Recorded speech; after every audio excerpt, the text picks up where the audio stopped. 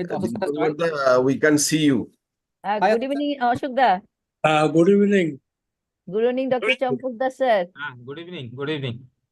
আর কে কে সবাই জয়েন করেছে? Good evening সবাইকে। বরফের ছবি লাগিয়ে দিলাম, গরমে যা মোটামুটি কান মাথা দিয়ে ধোঁয়া বেরোচ্ছে। ওখানে তো নর্থ বেঙ্গলে তো ভালোই বৃষ্টি পড়ছে, এখানে নর্থ বেঙ্গল ভালো মানে কি বন্যা চলে এসছে ওখানে। বাঁচা যাবে, টিকিট পাওয়া যাবে। হ্যাঁ, টিকিট পাওয়া মুশকিল হয়ে যাচ্ছে। আজকে কোনো রকম এসেছি। যার যা চিন্তা। টিকিট মুশকিল হয়ে যাচ্ছে। মিহিতা জয়েন করছে, just a minute.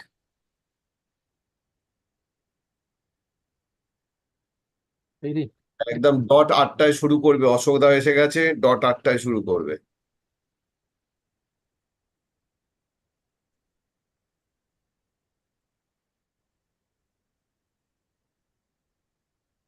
So is my screen visible? Yes, it is. Screen visible. হ্যাঁ, স্লাইড শো করো। না, বাট কার্ডটা শেয়ার হচ্ছে এটা। ওকে ওকে, হ্যাঁ, it's visible. Deblina slide show করো। হ্যাঁ হ্যাঁ ম্যাম। এবার দেখা যাচ্ছে ম্যাম? হ্যাঁ হ্যাঁ, ওকে, audible and visible clearly. Okay.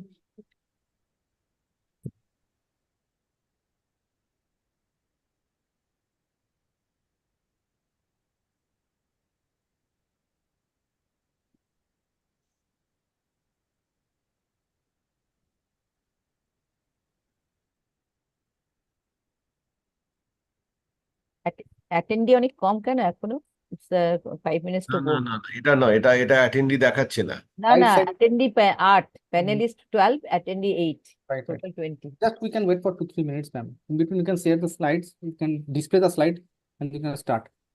Yes, just check that the slide is showing smoothly. লিংকটা আরেকবার শেয়ার করে I দাও। have checked. Devlina has checked. Dr. Mahesh need to check. Hi, Dr. Mahesh. Are you there? Hi, sir. Yes. Hi. Welcome to the WFP and BSPN joint program after a long time. Thank you, I sir. tell my seniors, my senior teachers also that Dr. Mahesh is the fresh pass out from our AIMS New Delhi. Done his MD and DM both from in the Elite Institute, and the youngest chap in the whole lot. So can you do want to check your slide once before we go for a final one? Can you Yes, share? Yeah. So please do. Just a minute. Sure. So while we are sharing, just a short brief, our WAP president sir, Ashok sir is there. Our Kalpana madam ex-president was there. Mihi sir is our medical college PIC in charge. He is the main mastermind of this whole case-based webinar. So a big thanks to him, obviously. And rest of all our senior members from WAP are in the field, including Sapon sir and Chapok sir and others. Hello, ma'am. Hello, sir. Hello, everyone. So Good my to be here. the slides. Yeah, hi. Just Yeah, yeah. Visible. It's Yes. okay. Yes, visible. Yeah. Move your slides. Yeah, perfect. Yes, okay. Yes, okay. That's fine. That's fine. You can answer. So, Mehta, the plan was like this, that I will open the room. I will ask you, I will introduce you a bit shortly, and then you will take the hold on that platform, and you will ask first Ashok sir for the introduction of the whole program. Atanu sir might not be joining, some stuck with some program, and then we switch to our chairpersons, and chairperson will introduce our speakers. Yes. And we have the CV in their mobile, and parallelly in the each talk there the CVs had been attached, so will not be a concern. So is the plan okay? Is the flow okay, or any changes? Yes. me. So anyone has joined from Clearly, after BSPN? you address, give it to Ashokda. Okay. Okay. Sir, Mihita can give. Yeah. Is it possible? Yeah. Mihir, ask Ashokda as the president of Right. Yes, the yes. I will. parties and all the delegates. Right. Anyone from BSPN has joined till now or not? And sir, let me ask Pahadi sir once. Sushmita ma'am might join a little bit late. I'll just ask her, just wait.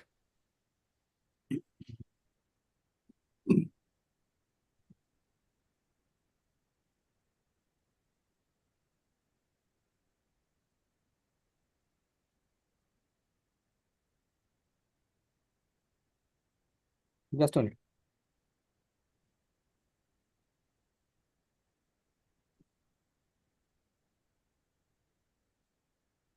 That's okay. We need the CV. Kalpana ma'am CV. Sir join করবেন নাকি এখন sir? হ্যাঁ sir একটু join করেন sir, starting join করেন। ওকে ওকে okay sir okay.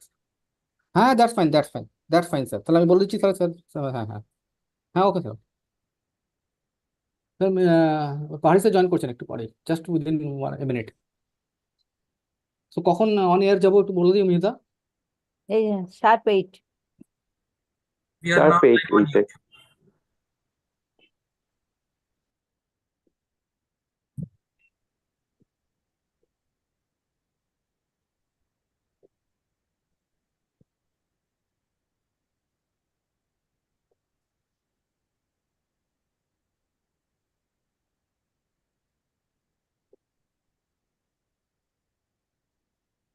So you can start. So can we start? We have 12 panelists and 20 attendees. Yeah, they will join within 1-2 minutes. They will just, yeah, we can start the introduction part and in between they will join. Okay.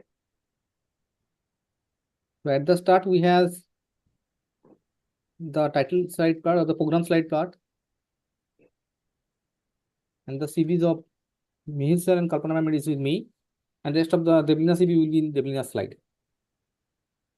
So Deblina, once Kalpana ma'am's start speaking, you just share your slide.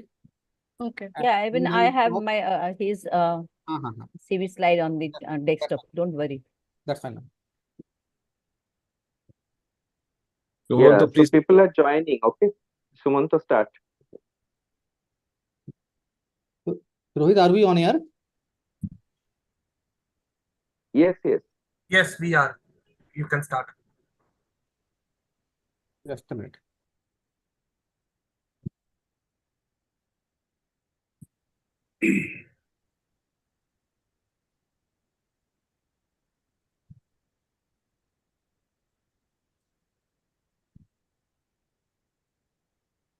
No, screen is not visible. Just a minute. Just a minute. Okay, okay. Go ahead.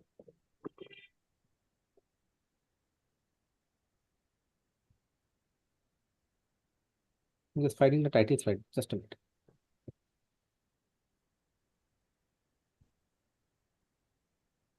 Sumanto, just start in between. You can project it. Okay, just start it. I can start. You in between. You search for that one. Okay.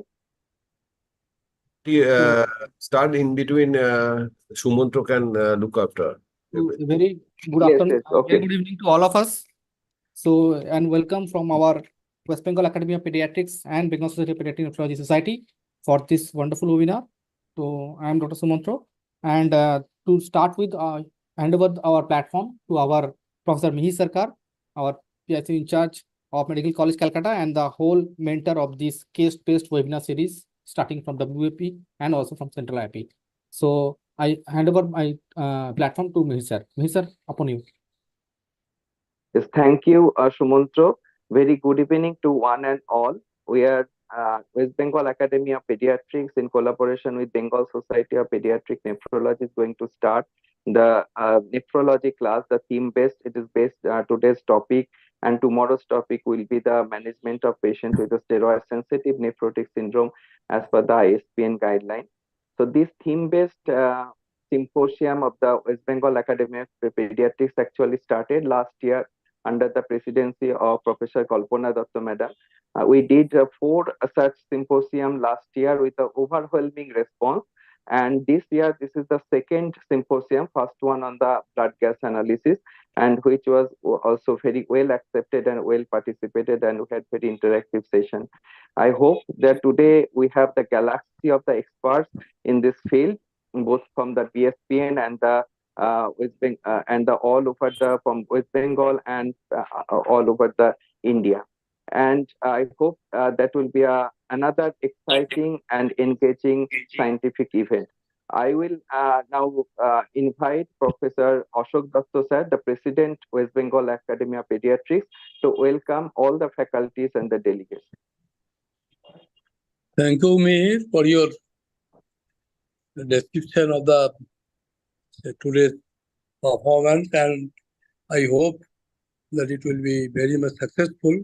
On behalf of WBAP President, I welcome to all the panelists who are present here. I also welcome the PGTs who are doing the classes of these topics of nephrology. This is a very good gesture on behalf of the society in collaboration of WBAP to do this type of activities throughout the year concerning the different difficult topics or different systems. Without wasting much time, with due respect to all our senior persons, EBOB who are present here, Professor Kalpana, Professor Swapan, and other senior doctors who are present. Dr. Das is there. So all are there. So, and all the faculties who are from the either inside or outside from the different areas. And please start the program as early as possible. With thanks and very good hope, I'm finishing it. Thank you so much, sir. Now for your encouraging words. And now I shall request Professor Swapun Kumar Roy, sir, a few 2 lines and regarding the program. Good evening. Good evening, all. Actually, this is the brainchild of our Kalpana madam when she was the president of West Bengal Academy of Pediatrics last year. And it became a very successful event throughout, and also the Sandhu Pathshala. I hope under the guidance of Dr. Mihir Sarkar, Sumantro Raut, and Dibyendu Rai Chaudhary, I think this symposium will be very useful for all the PGTs and even the practicing pediatricians. So without wasting any time, I will request Kalpana ma'am to proceed further. She is the chairperson of this session. I'll just request Professor Dr. Amitav Pahari, sir, to the president of BSPN to say a few words. Then I will invite Kalpana madam. Thank you, Mihir. I think it's a proud privilege to be there. And my sincere thanks to President Professor Ashok Kumar Datto, yourself, Professor Mihir Sarkar, Professor Swapan Roy, Professor Kalpana Datto, to actually, doing an event on nephrology, which is actually, very close to all the members of ESPN and their heart. And I'm sure with this kind of program organized by WBAP, we will promote pediatric nephrology further amongst the PGTs as well as practicing pediatricians, so that everyone does evidence-based practice for the benefit of children with kidney diseases. I won't waste much time. My hearty welcome to all the delegates and my sincere thanks to all the faculty who are participating in this nephrology program, so that we augment children with kidney diseases and their treatment further. Many thanks, me, for organizing such nice endeavors on the part of West Bengal Academy of Pediatrics. Thank you.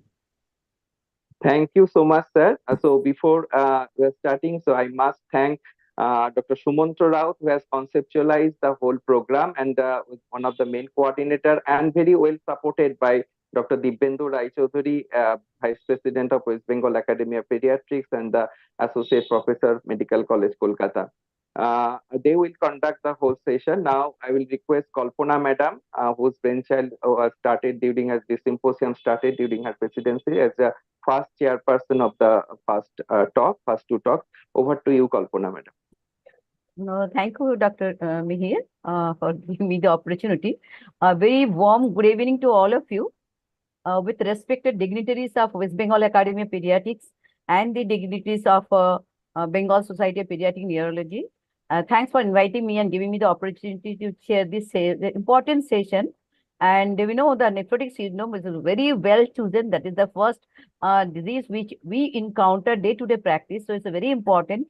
And though it's not that simple as seems, so there are lots of issues and fallacies, wrong treatment, and the changing guidelines will lead this session to be started today with the state sensitive nephrotic syndrome as per new ISPN guideline.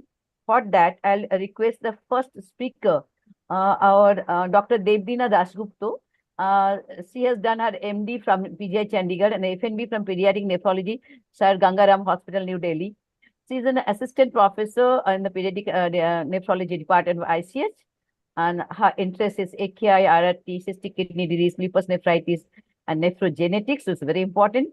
And of course, she has lots of activities in the research as a coordinator and the OPIs.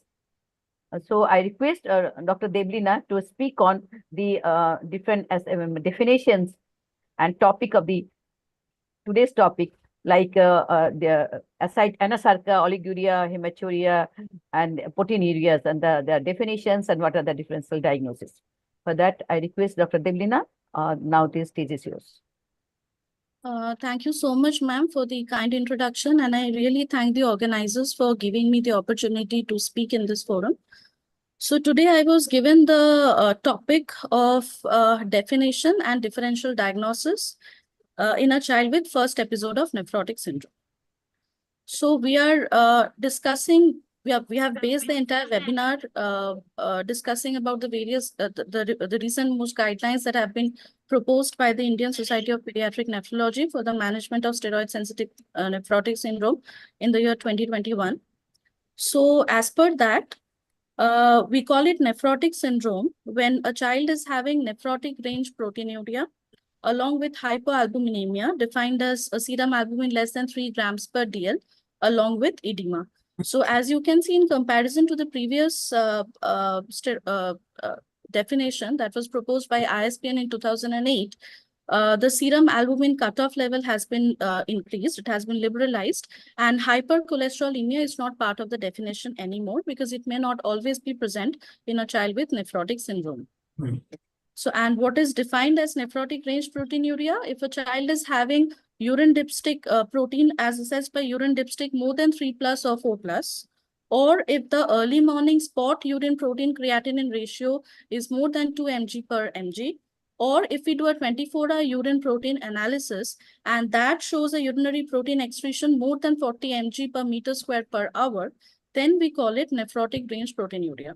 So this has to be present along with the serum albumin less than 3 grams per DL, along with edema, for us to call it nephrotic syndrome.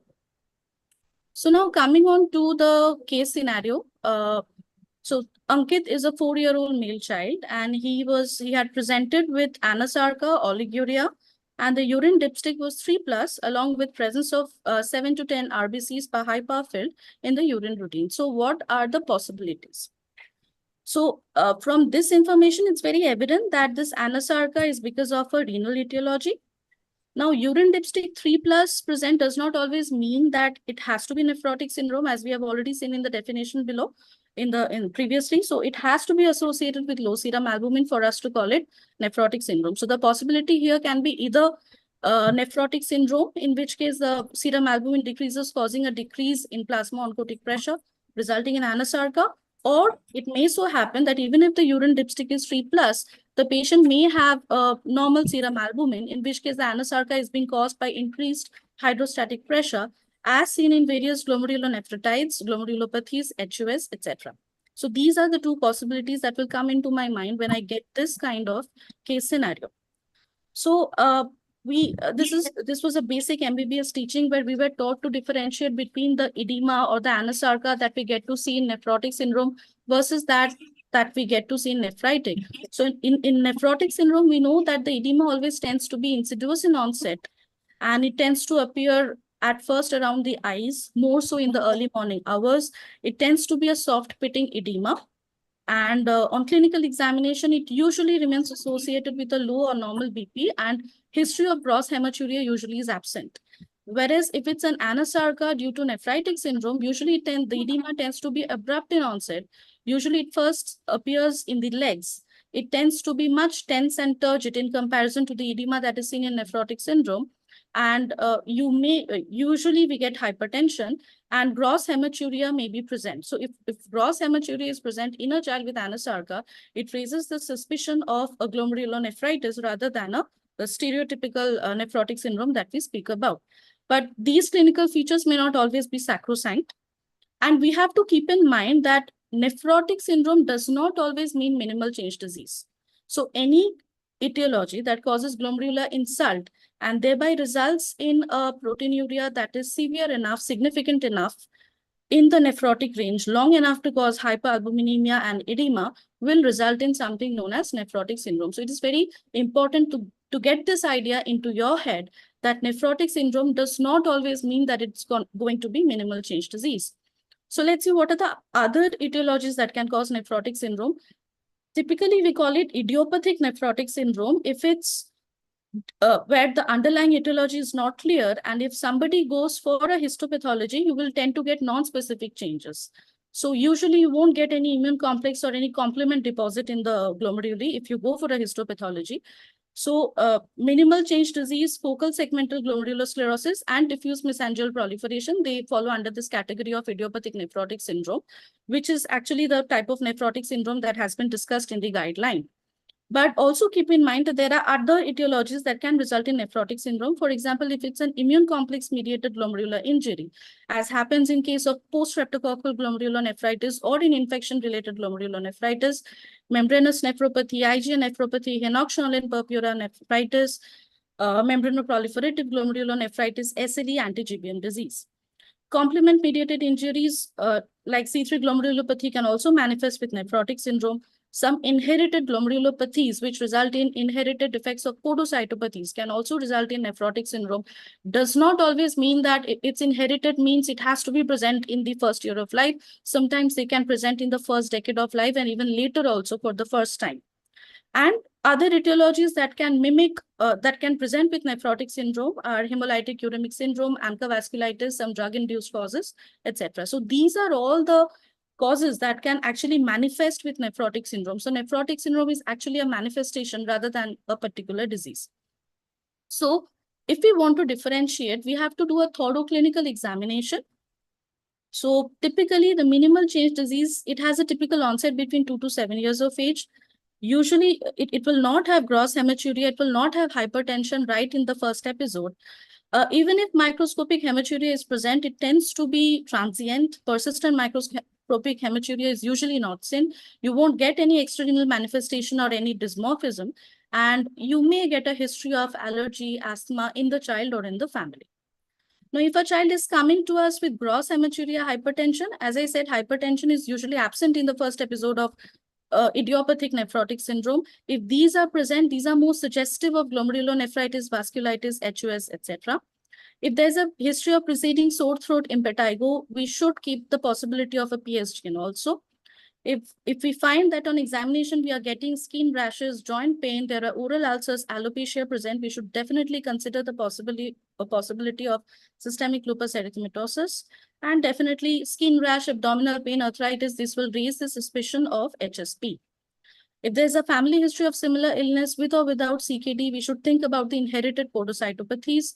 If there are dysmorphisms present, other anomalies present like polydactyly, neurodevelopmental abnormalities, blindness, sensory neural hearing loss, ambiguous genitalia, then we should think of the various inherited podocytopathies. And definitely we have to take history regarding drug or toxin exposure, because various drugs like penicillamine, mercury, NSAIDs, these can result in nephrotic syndrome.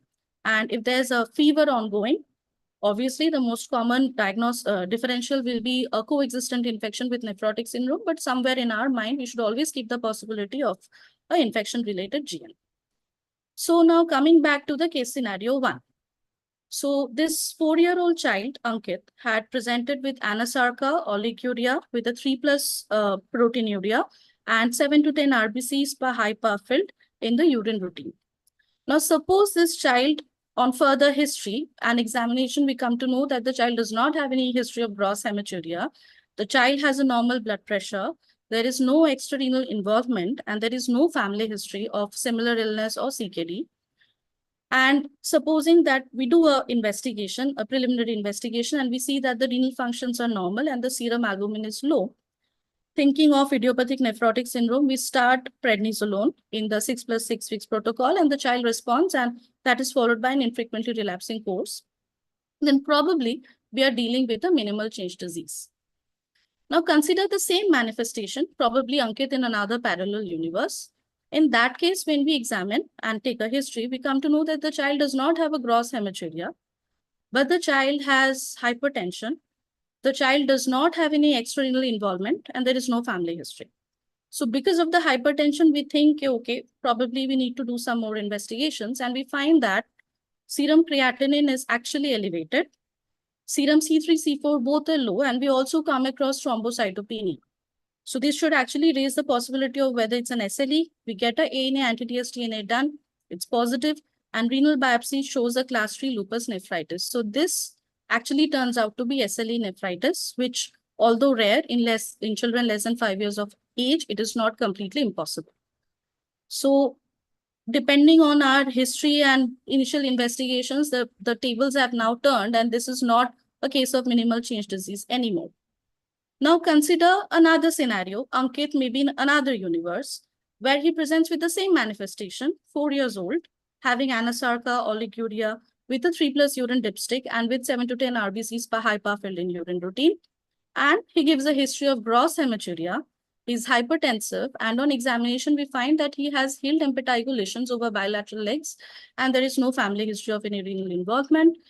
So based on that, based on our initial suspicions, we get investigations done, and we see that the creatinine is deranged, and C3 is low, but the C4 is normal. We get a ASO done, which is elevated, and a renal biopsy because the child was having deranged renal functions. It shows that it's a case of, it's suggestive of a PSGN with crescents. So we managed the child with fluid salt restriction furosemide, IV methylprednisolone, followed by oral prednisolone, and the child gradually improves and there is no recurrence. So this was actually a child with PSGN.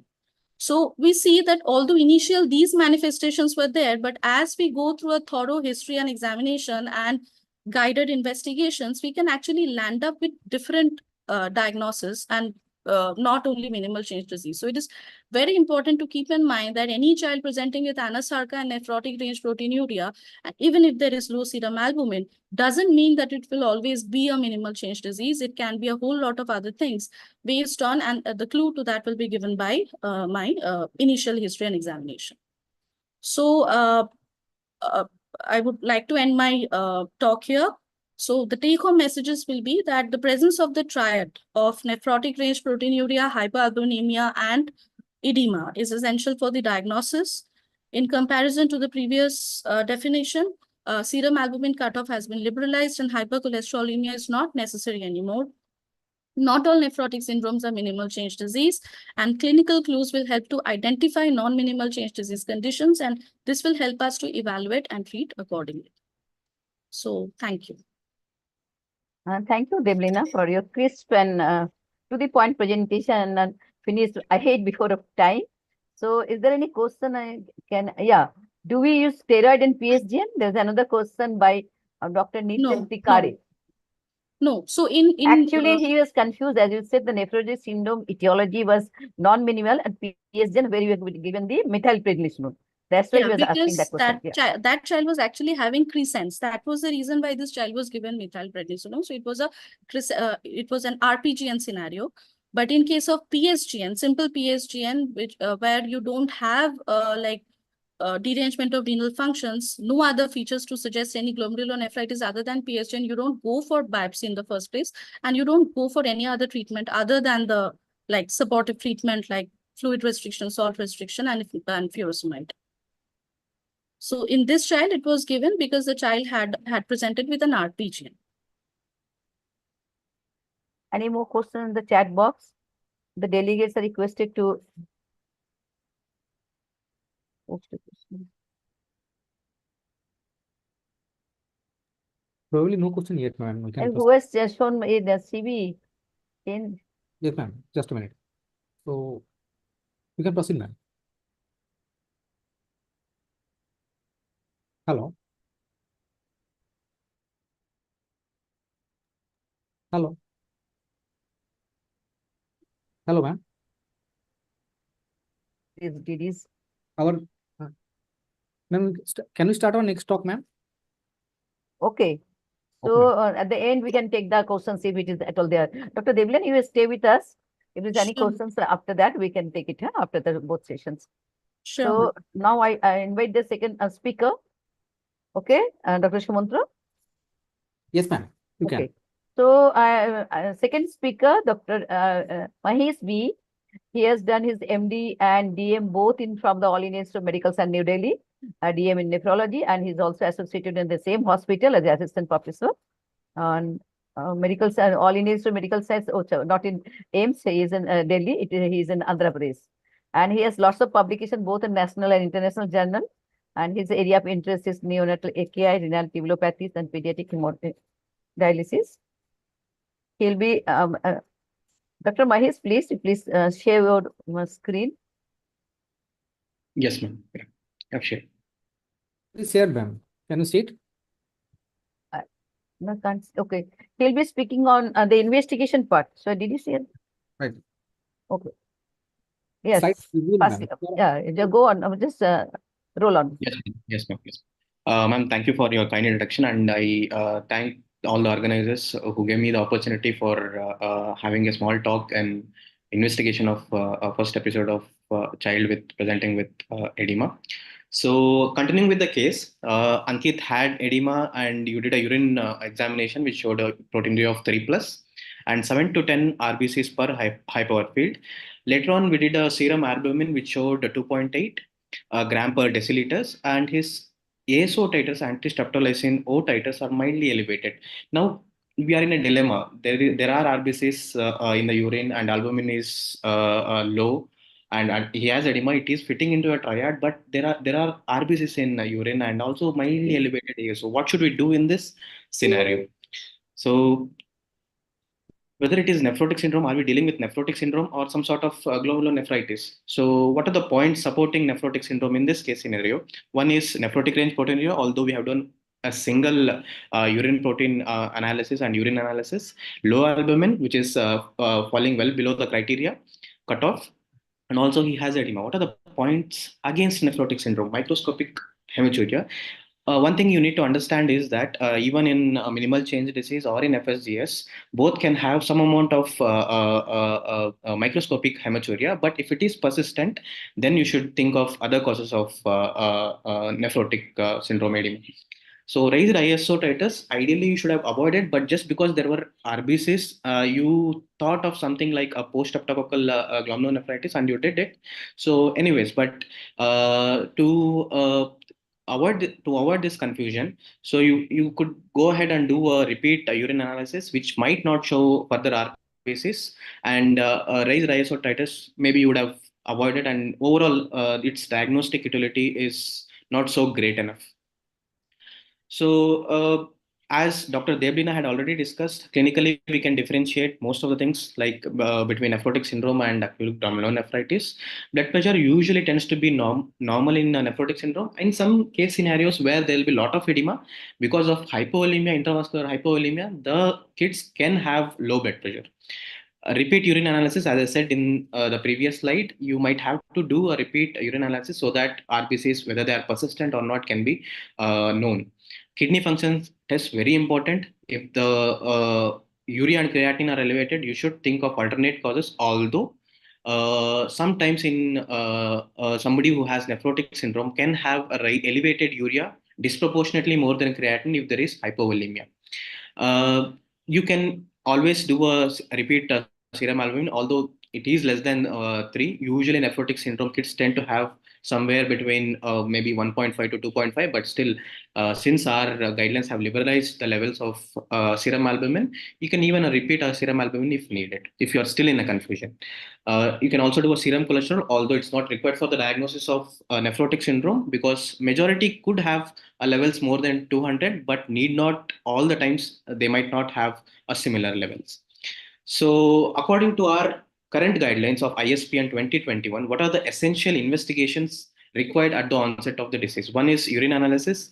If you are in a dilemma, you are always free to repeat a urine analysis and see.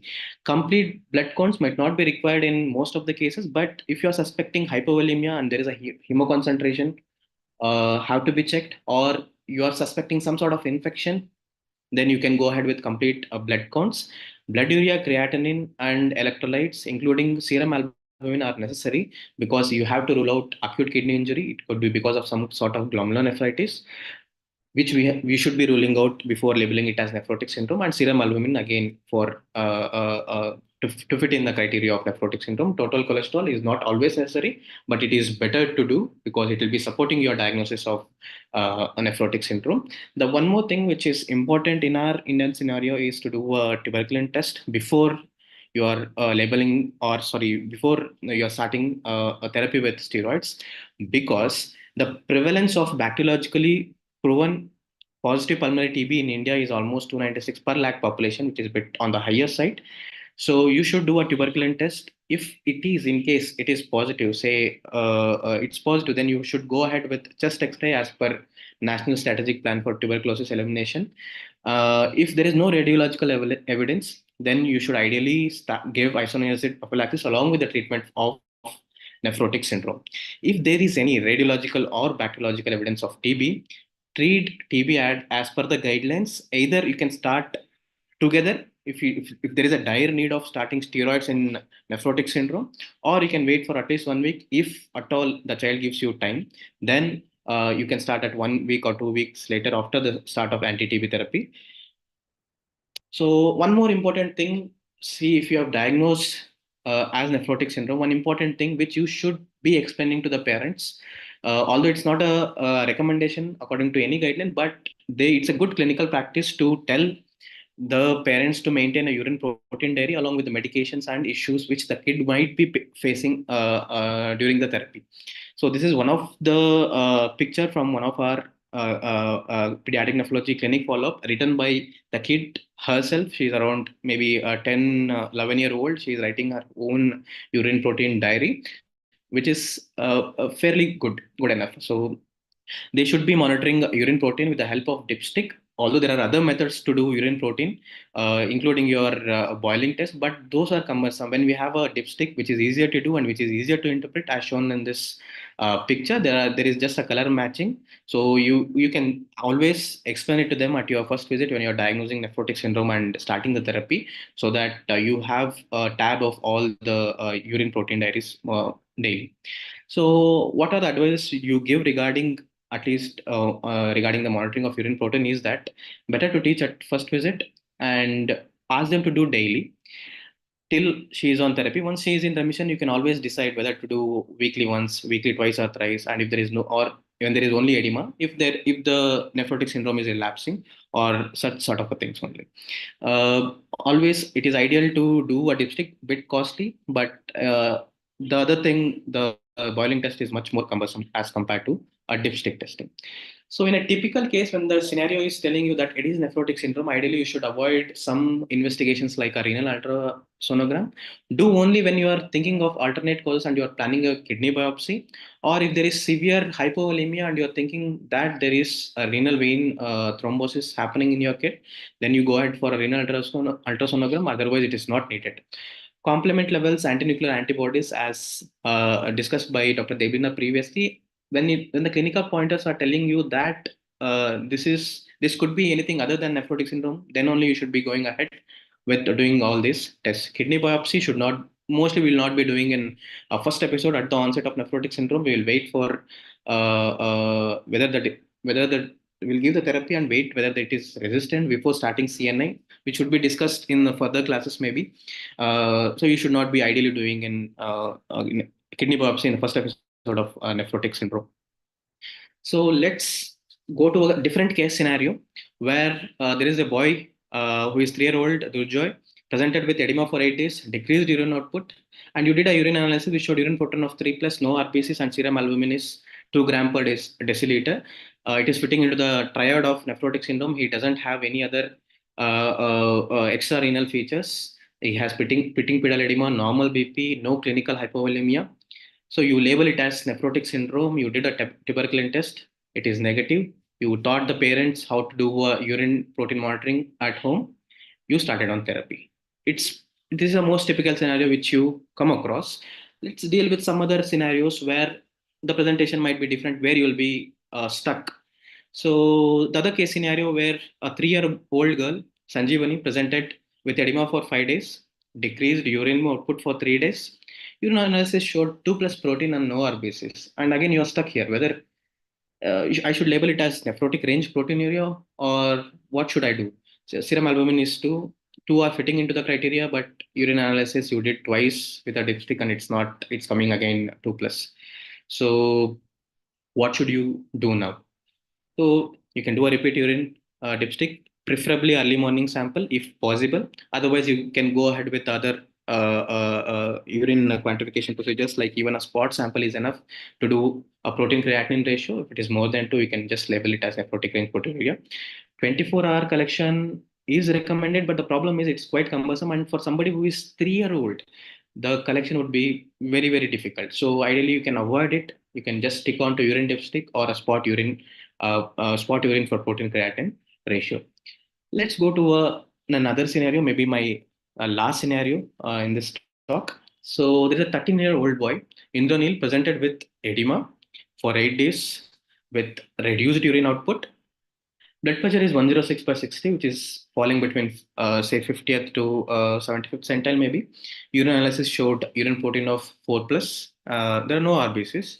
And serum albumin is 2.2. This is fitting into a typical triad of nephrotic syndrome. But you have something, see, he's an adolescent, and adolescent onset of nephrotic syndrome without any extra renal features. Should you evaluate for secondary causes like PSG and SLE, IgA nephropathy, C3 glomerulopathy? Ideally, you should not be, although the guidelines regarding this are still controversial. But if somebody has a typical features of, say, even an adolescent have a typical features of nephrotic syndrome, treat it as nephrotic syndrome. If at all he is not a typical case of nephrotic syndrome, he might not respond. He might turn out to be steroid resistant nephrotic syndrome. If steroid resistant, after giving steroids for fairly 4 to 6 weeks, if you are labeling it as steroid resistant nephrotic syndrome, then you can evaluate for secondary causes as discussed above, including a kidney biopsy. So coming back to our case, so Ankit presented with edema, low serum albumin of 2.8, urine protein 3 plus with some RBCs. We did a repeat urine analysis which showed a urine protein of 4 plus and no RBCs. We did a serum cholesterol. It is 350. It is a bit elevated and it is more than 200 milligrams per deciliter. So it is supporting the diagnosis of nephrotic syndrome. You did a tuberculin test. It turned out to be negative. Now you diagnose it as first episode of nephrotic syndrome, and you go ahead with the therapy, which will be discussed in further sessions. Thank you. So thank you, Dr. Mahesh, for nice evaluation of the different scenarios and the rationality of the investigations. Dr. Shumantra, Yes, there are ma'am. few questions and you can ask them one by one. They can answer. I think there are a few questions for Deblina also. Right, ma'am. And first question was for I think Dr. Mahesh, whether they should go for them tuberculin test or not. And then I think Deblina can answer other questions. Please ask the question. Okay, ma'am. So the first question probably is regarding the indication of biopsy. That is for most probably for Dr. Deblina understanding. So here the definition is in questions. So the participants, Dr. Naran is asking that we have proposed 6 weeks of daily therapy and 6 weeks of alternate therapy to a child. His compliance is poor. We don't know he has taken it well or not. At the end of 6 weeks, he seems not to be in remission. So how to label him as an SRNS or SSNS with poor compliance, and to restart fresh steroid dose for 4 weeks or 6 weeks, and then label him as resistance. Probably I am getting it correct. I hope so, Dr. Narayan. So Deblina, can you take the question? Deblina, are you there? Yes, Okay. I'm there, The Dada. So question regarding- basically just, sorry, the voice was breaking. So what I understood is that the question is regarding the first episode. A child treated with 6 plus 6 weeks, but compliance is poor. So what to do? Child has not responded. So how to define this one? How to define it? So if the compliance is poor, then we should not try to define it as SRNS. If the child has not responded after 6 weeks, only if we are sure that the child has taken steroid for 6 weeks in proper dose regularly, and then the child has not responded, then only we should call it steroid resistant. But this is a very common scenario that we face in our OPD, and one good indicator can be whether the child looks Cushingoid. So that can give us some idea regarding whether the child was actually taking it. So if the child looks Cushingoid, probably I would like to label the child as SRNS. But if the child is not looking Cushingoid, there is gross doubt regarding the compliance, then I would definitely want to give proper dosage of steroid for 6 weeks at 2 mg per kg per day or 60 mg per meter squared per day, preferably as per the body surface area, and then assess the response and then label as steroid resistant or otherwise. Correct, correct. So as we just for a clarification, if the child is not Cushingoid, we will try a fresh 6 weeks of daily steroid and document remission. But suppose the child is Cushingoid, can we try any IV pulse just to ensure the compliance or no? Not for this case. IV methylpred pulse. Can you repeat the question, Dada? The If the voice child actually is is breaking. Cushingoid, we are trying not to give more, not to push more steroid for another 6 weeks. So before labeling So as SRNS, basically as our there previous is, yeah, so the definition of SRNS actually tells that we should try for 6 weeks. yeah. But I'm seeing that even after giving for 4 weeks, the child is having steroid toxicity features, then also I should call it SRNS Okay. and proceed with the renal biopsy and further treatment accordingly. So in those cases, giving 3 days of IV methylpred pulse and then take the response is out probably. Is it that?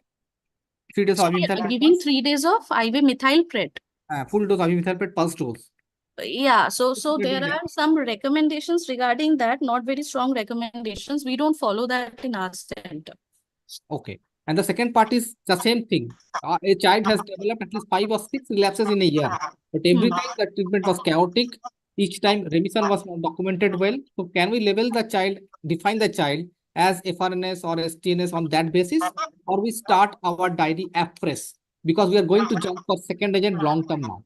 Yeah, so How to define? basically, again, I'm going to repeat the question, Dada. You basically are asking that if a child is having 5 to 6 relapses in a year, and now we are not sure about the compliance, then what should we do? Right, because This these is your- relapses are because every relapse we need to document a remission. If previously not a remission is not documented well, then probably the next is not called a relapse.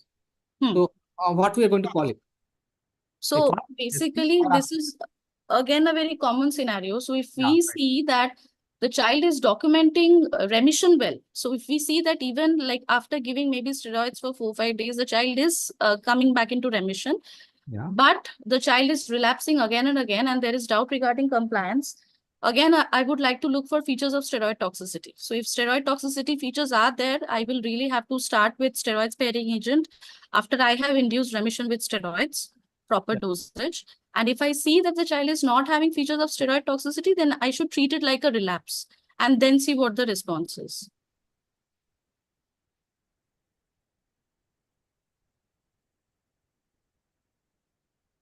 Hello.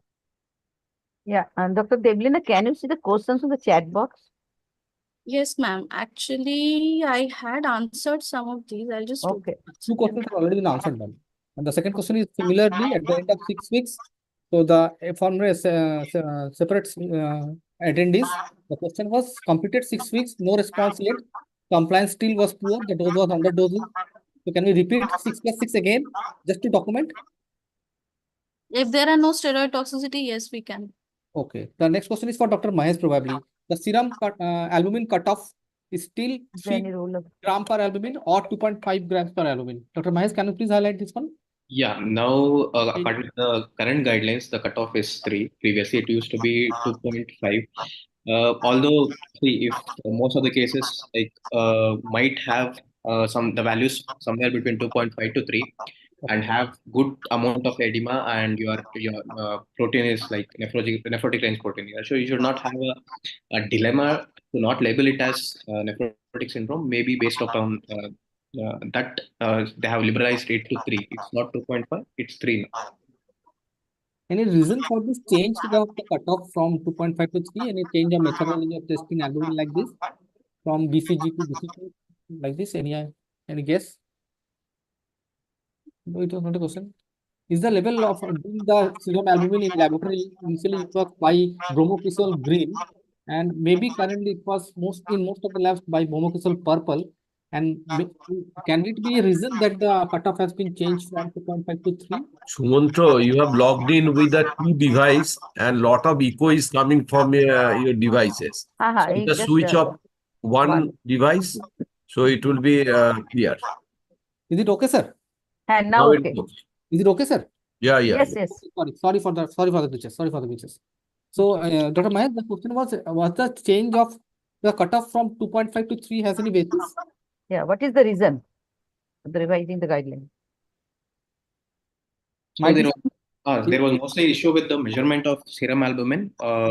So as you were telling, there was issue with measurement using the chromophosphor green. So that's why I think they would have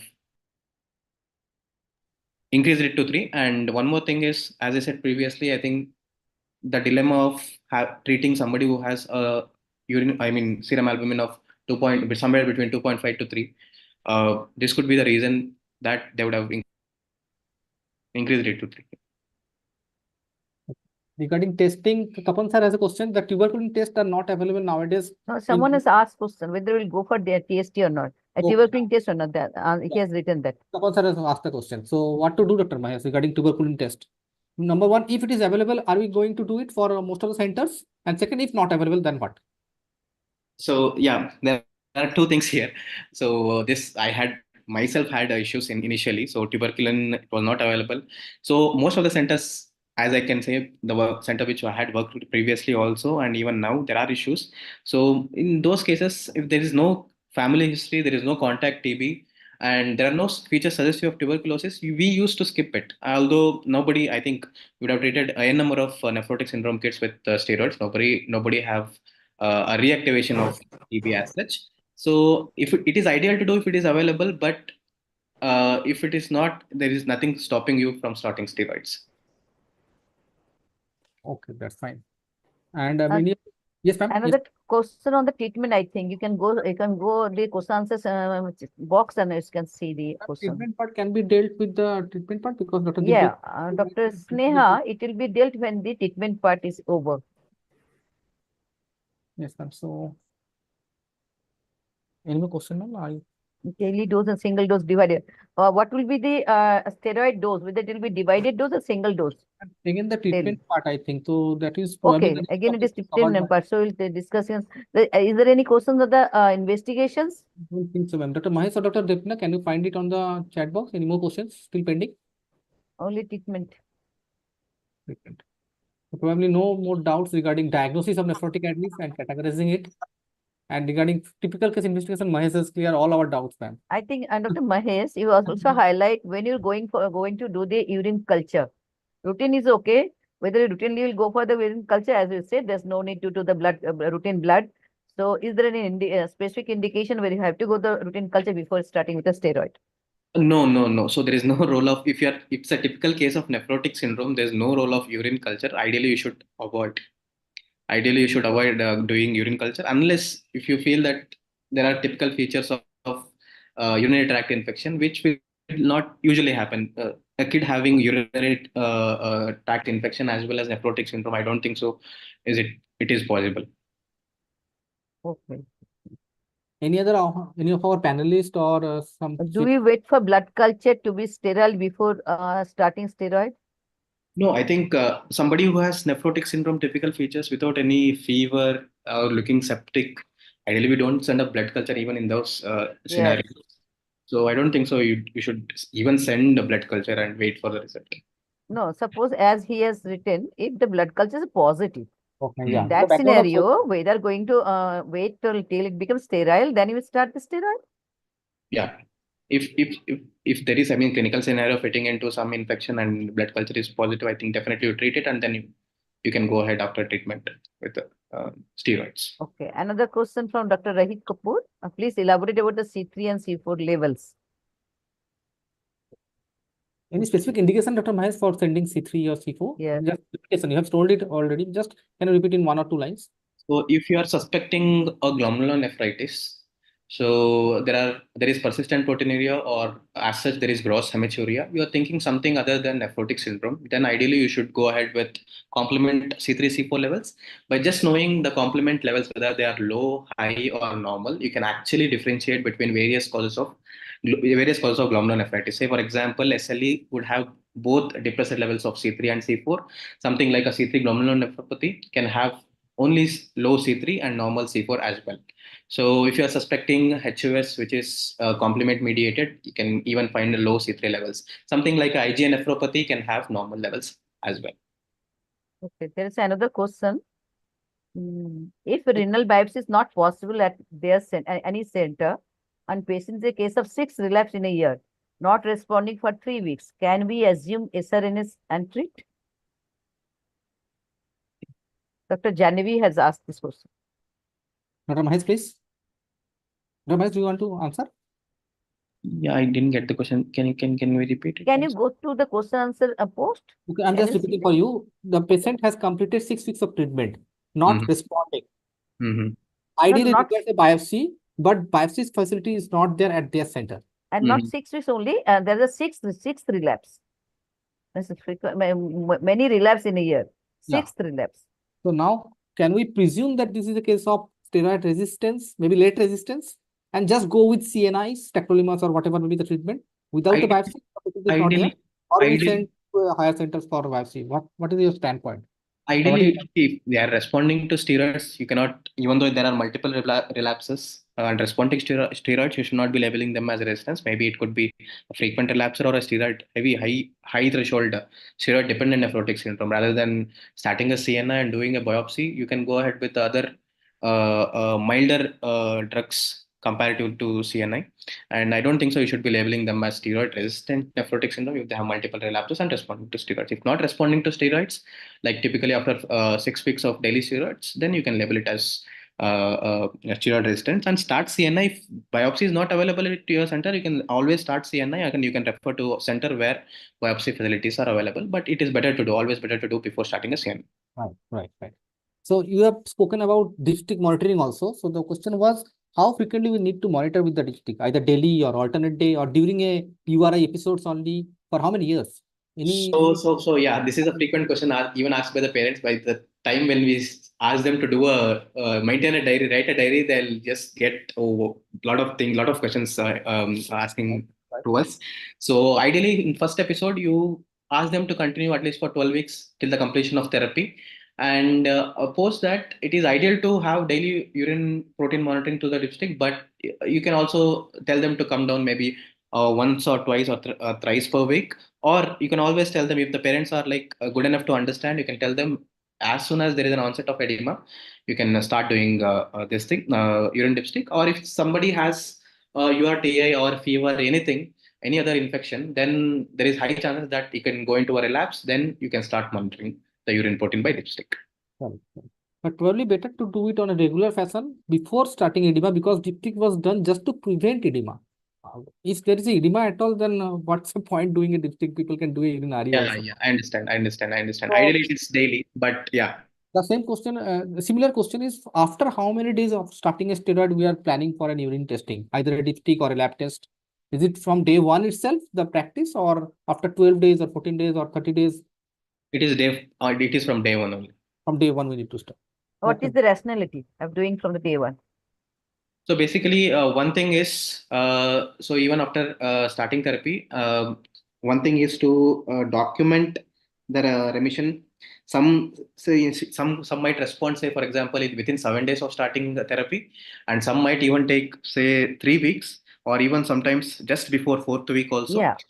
Yeah. So in this scenario, it might, although it is not so helpful, it might give some clue that if somebody who is responding, say for example, early, and somebody who is responding as against like say 4 weeks, it might give us minimal clue that he might go into later into maybe a severe steroid dependence, or maybe even a late resistance also. Otherwise, after first episode of nephrotic syndrome, if you are treating a relapse, you can always do daily, because starting on from day one of steroids, because as soon as the urine dipstick turns out to be negative for at least 3 days, you will be shifting to alternate day therapy. You can always avoid giving excess steroids daily. So yeah. In the first attack, not in relapse. The first attacks, the 60% will go in remission in the first week, as you said very nicely, and 90% will go in the second week, on the 10th day. So somebody who is responding a bit late, maybe that might give a clue. Yeah, few percentage there it may respond, but in the very first day you are not going to get anything. It's until it's a relapse case. Yes. Okay. So to be more specific, that for first episode, doing a daily dipstick help us to decide the day into remission. That standard median time is approx day 14. And as Dr. Mahesh told, if a child goes into remission sooner, his further 1 year course might be a little bit better. And if a child goes into remission late, maybe in 3 weeks or 4 weeks, then might be the child can have a bad FRNS or bad STNS course in coming 1 year for first episode. And for subsequent episode, as Dr. Mahesh told, daily dipstick helps us in suggesting that can we give 2 weeks of daily steroid or can we cut little bit short. Suppose patient goes into remission on day 8 or day 9, we do the alternative from day 10 onwards. So 4 days of daily steroid has been cut short. So is it that, Mahesh? Are you trying to say that only? Yes, exactly. Okay, And I rest of think very the nice regarding discussion, treatment. very interactive. No more questions for the Mahesh for that point just now. There might be any other questions. So I'll request Mahesh and Devlan to stay with us. If there any further questions will be there, can be taken another later. And I think we can end this session over here. And I'll hand over the mic to Sumantra and Mihir. Okay, thank you. Very much thank you, ma'am, for your a tremendous effort by you and all good moderation and obviously in time. The most important thing is we are in time with the perfect thing. So, Mihir sir, do you want to catch on? So can we proceed with Sumantra, go ahead with the next Mihir, session. okay. You just Okay. call the Subhashis Bhattacharya for chair and then next session should start.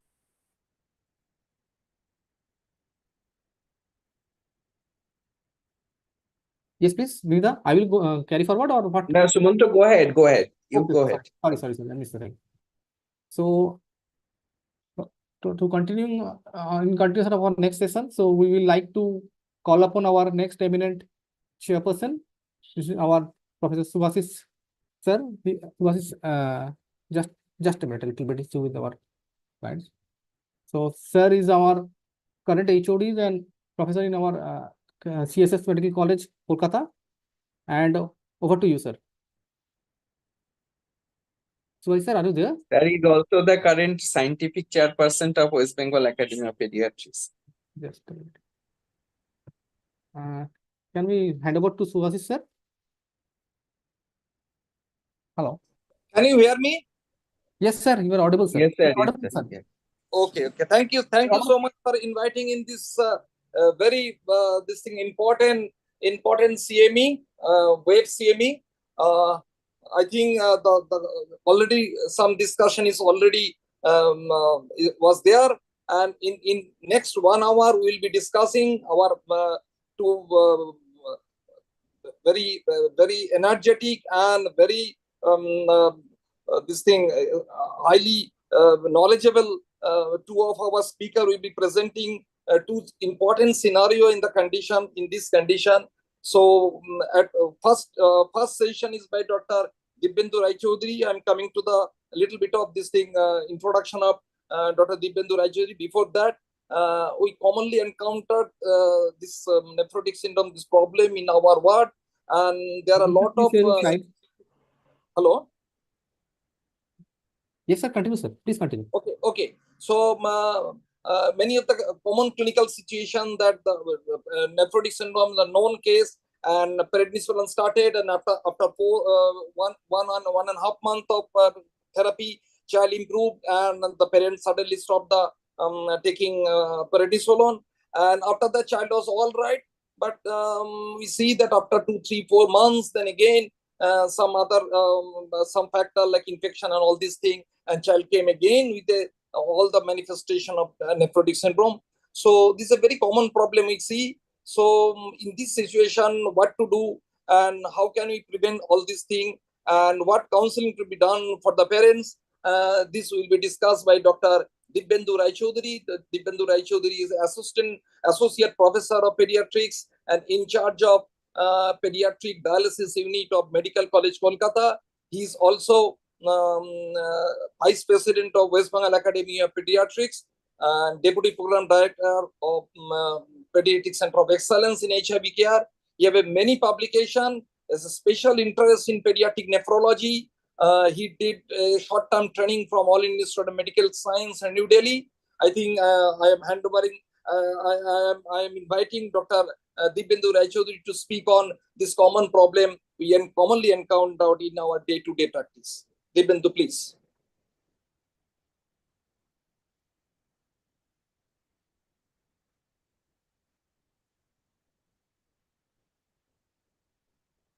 Dibyendu, sir, you can go ahead. You are muted probably. Hello. Hello, Dipendu. Sir, you are Now, can you hear me? Can you hear me? Yes, please. Okay. Yes. Thank you, Shubhasit sir, for your nice introduction. Now, our topic is steroid-sensitive nephrotic syndrome, treatment and monitoring. So, most of the cases in nephrotic syndrome is steroid-sensitive. I will go to the epidemiology after a while. First, we'll start with our case, Onkit, who is having first episode of nephrotic syndrome already, who has received 6 weeks daily prednisolone at the rate of 2 milligram per kg per day, but he is a defaulter, has stopped the therapy after 6 weeks and not turned up, and now he has come to the OPD with repeat puffiness after 5 months. So we'll start from here, but before that, there are few words on steroid sensitive nephrotic syndrome, which we are going to discuss today. Now, steroid sensitive nephrotic syndrome is one of the most common chronic kidney disease in children, and the condition has an annual incidence ranging from 1.2 to 16.9 per lakh children. So in our nephrology clinic, most of the cases of renal diseases come with us with nephrotic syndrome. While nephrotic syndrome is usually primary or idiopathic, evaluation might reveal an underlying systemic illness in 5 to 10% of patients. And if kidney biopsy is done, in kidney biopsy, it reveals that minimal change disease is 80% of patients, and focal segmental glomerulosclerosis and mesangial-proliferative glomerulonephritis is only 7 to 8% of each. Therapy with prednisolone results in complete remission of proteinuria in 85 to 90% of patients. So this chunk of patients is termed as steroid-sensitive nephrotic syndrome. And while the outcome in patients with steroid-sensitive nephrotic syndrome is satisfactory, approximately 50% show frequent relapses of steroid dependence and 3 to 10% show late steroid resistance. Though they are initially steroid sensitive, later they are landed up with these features.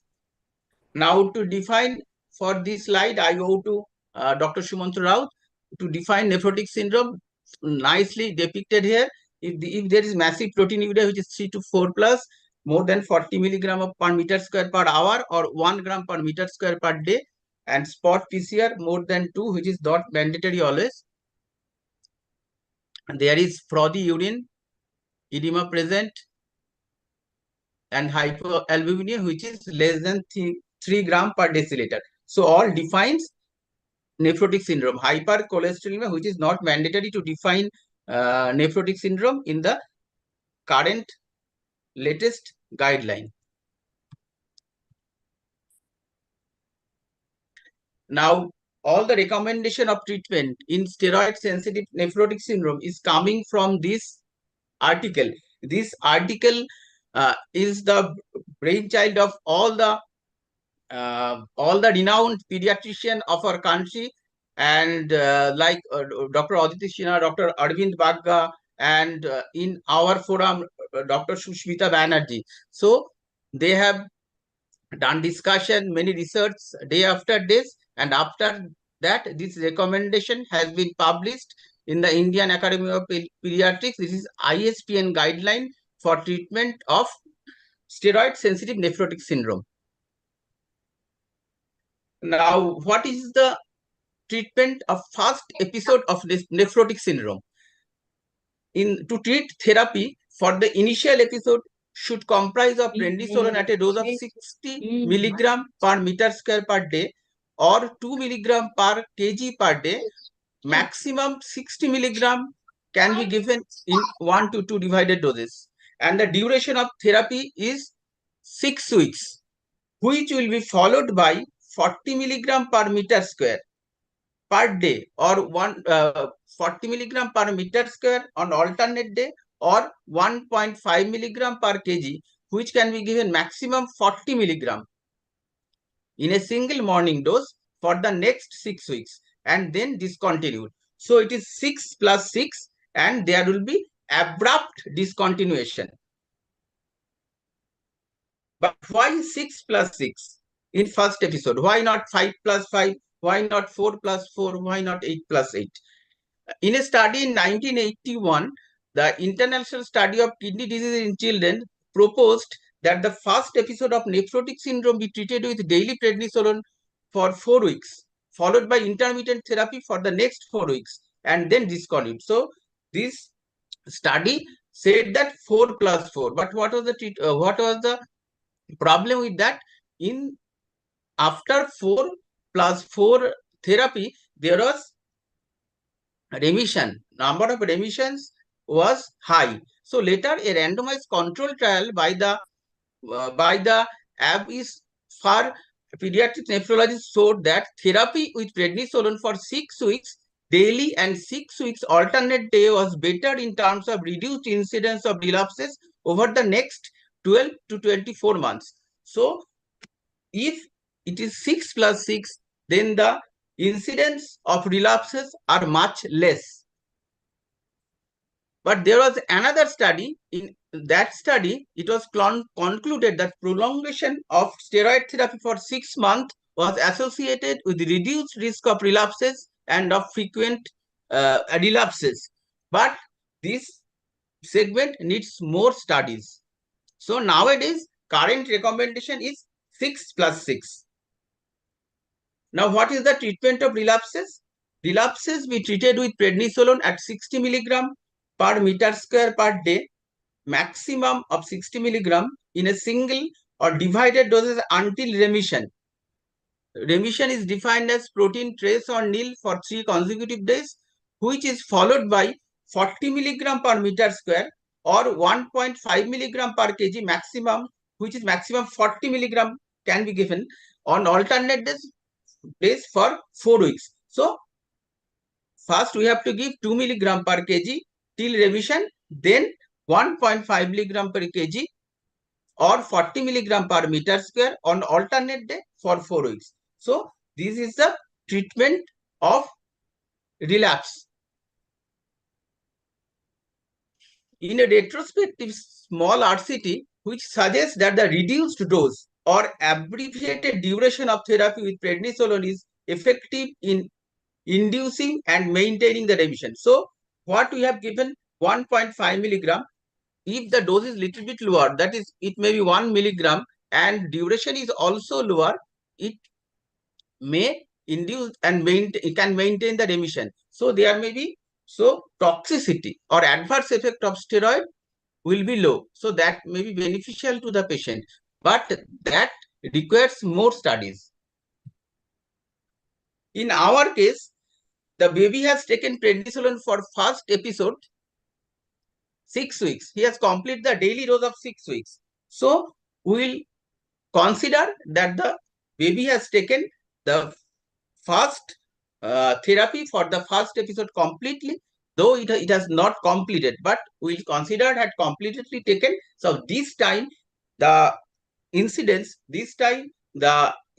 will be treated as a relapse case. So relapse case will be treated as 2 milligram per kg or 60 milligram per meter square till remission, and after that 40 milligram per meter square or 1.5 milligram per kg on alternate day for 6 weeks.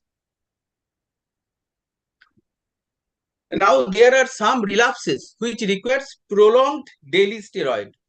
What are those? We see that almost 1/2 of relapses are precipitated by minor infections, that is usually of upper respiratory tract infection.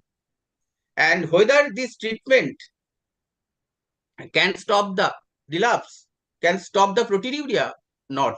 Treatment of infection may rarely induce remission, avoiding the need for corticosteroid therapy. So most of the cases, even after the treatment of the infection, we have to give the steroid therapy.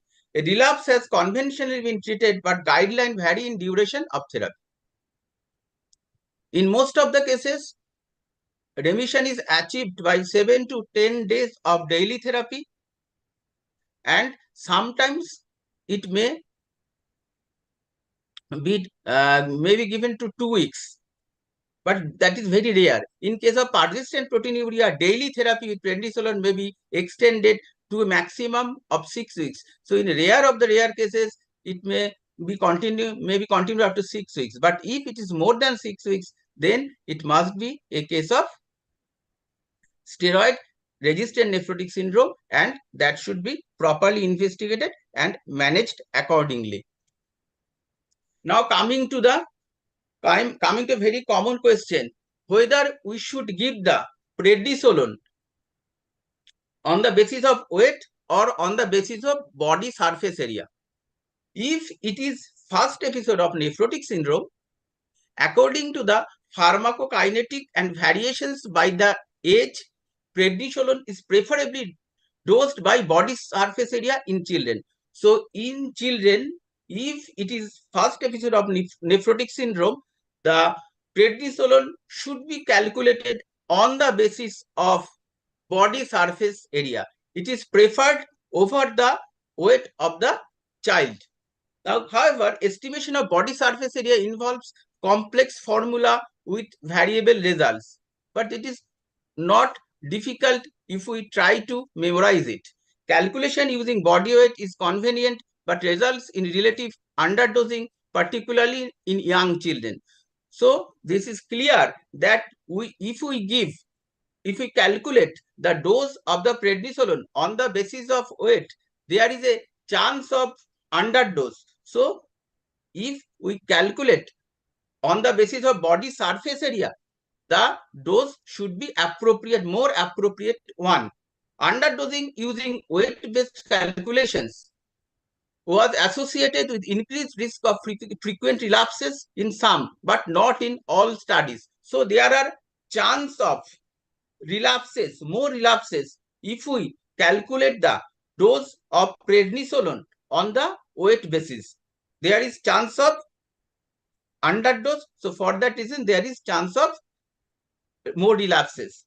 So experts prefer to administer prednisolone based on body surface area for young children. So from this slide, it is clear that to treat a first episode of nephrotic syndrome in a children, we will calculate the dose of prednisolone on the basis of the body surface area. Now coming to the subsequent relapses.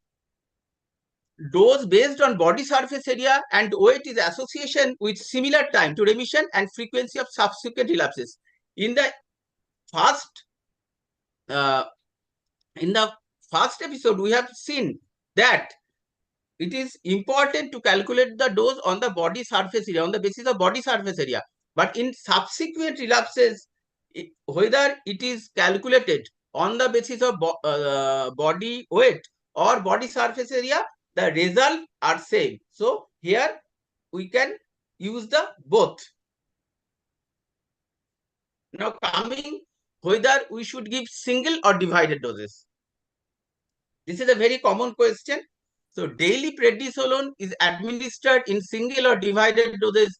There is similar time to remission. So there is no much difference if we can give single or divided doses. So both can be given with same result.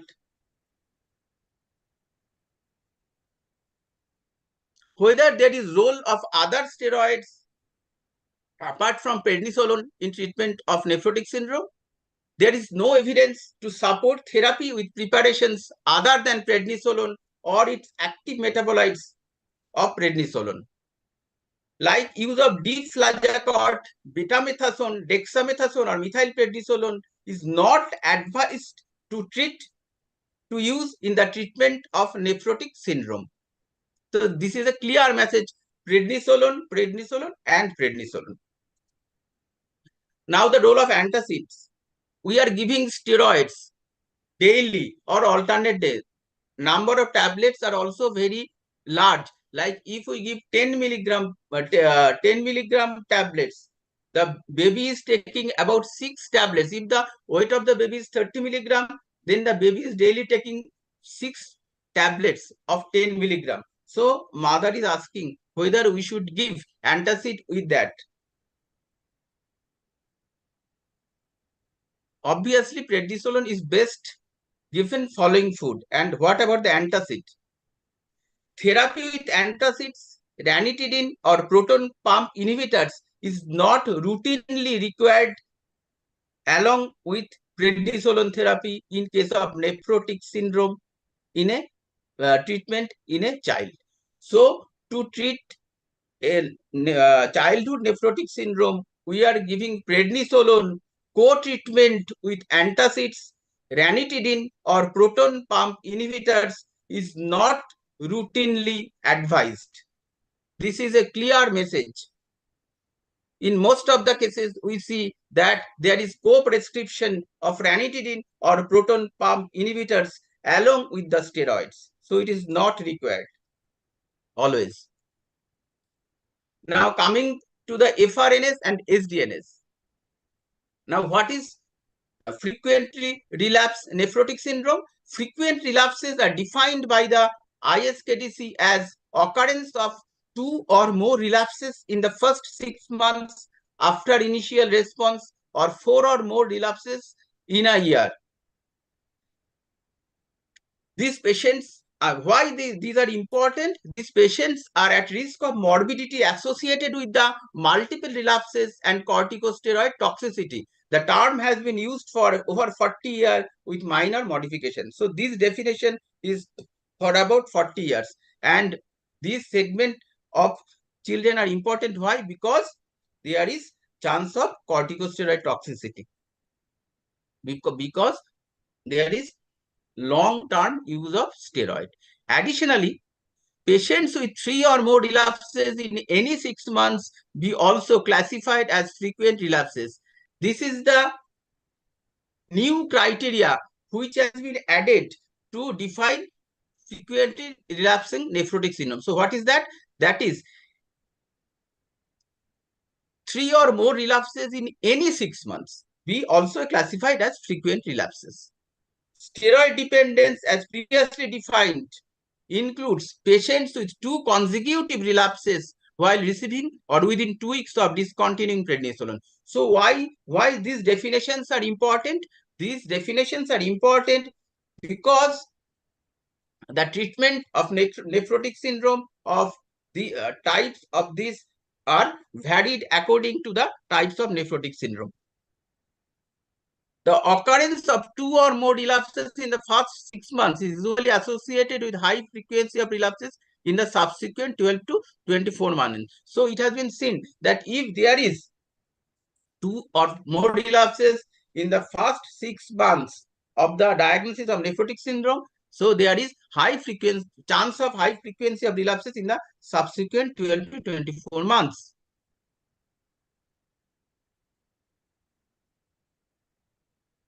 Two additional situations which might suggest the need for steroid sparing therapy. What are those? The first is a patient with significant steroid toxicity, though have fewer relapses.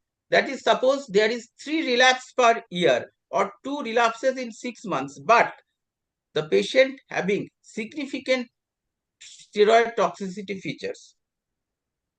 The second is the occurrence of 2 relapses in 6 months during long-term therapy with corticosteroids or steroid-sparing agents.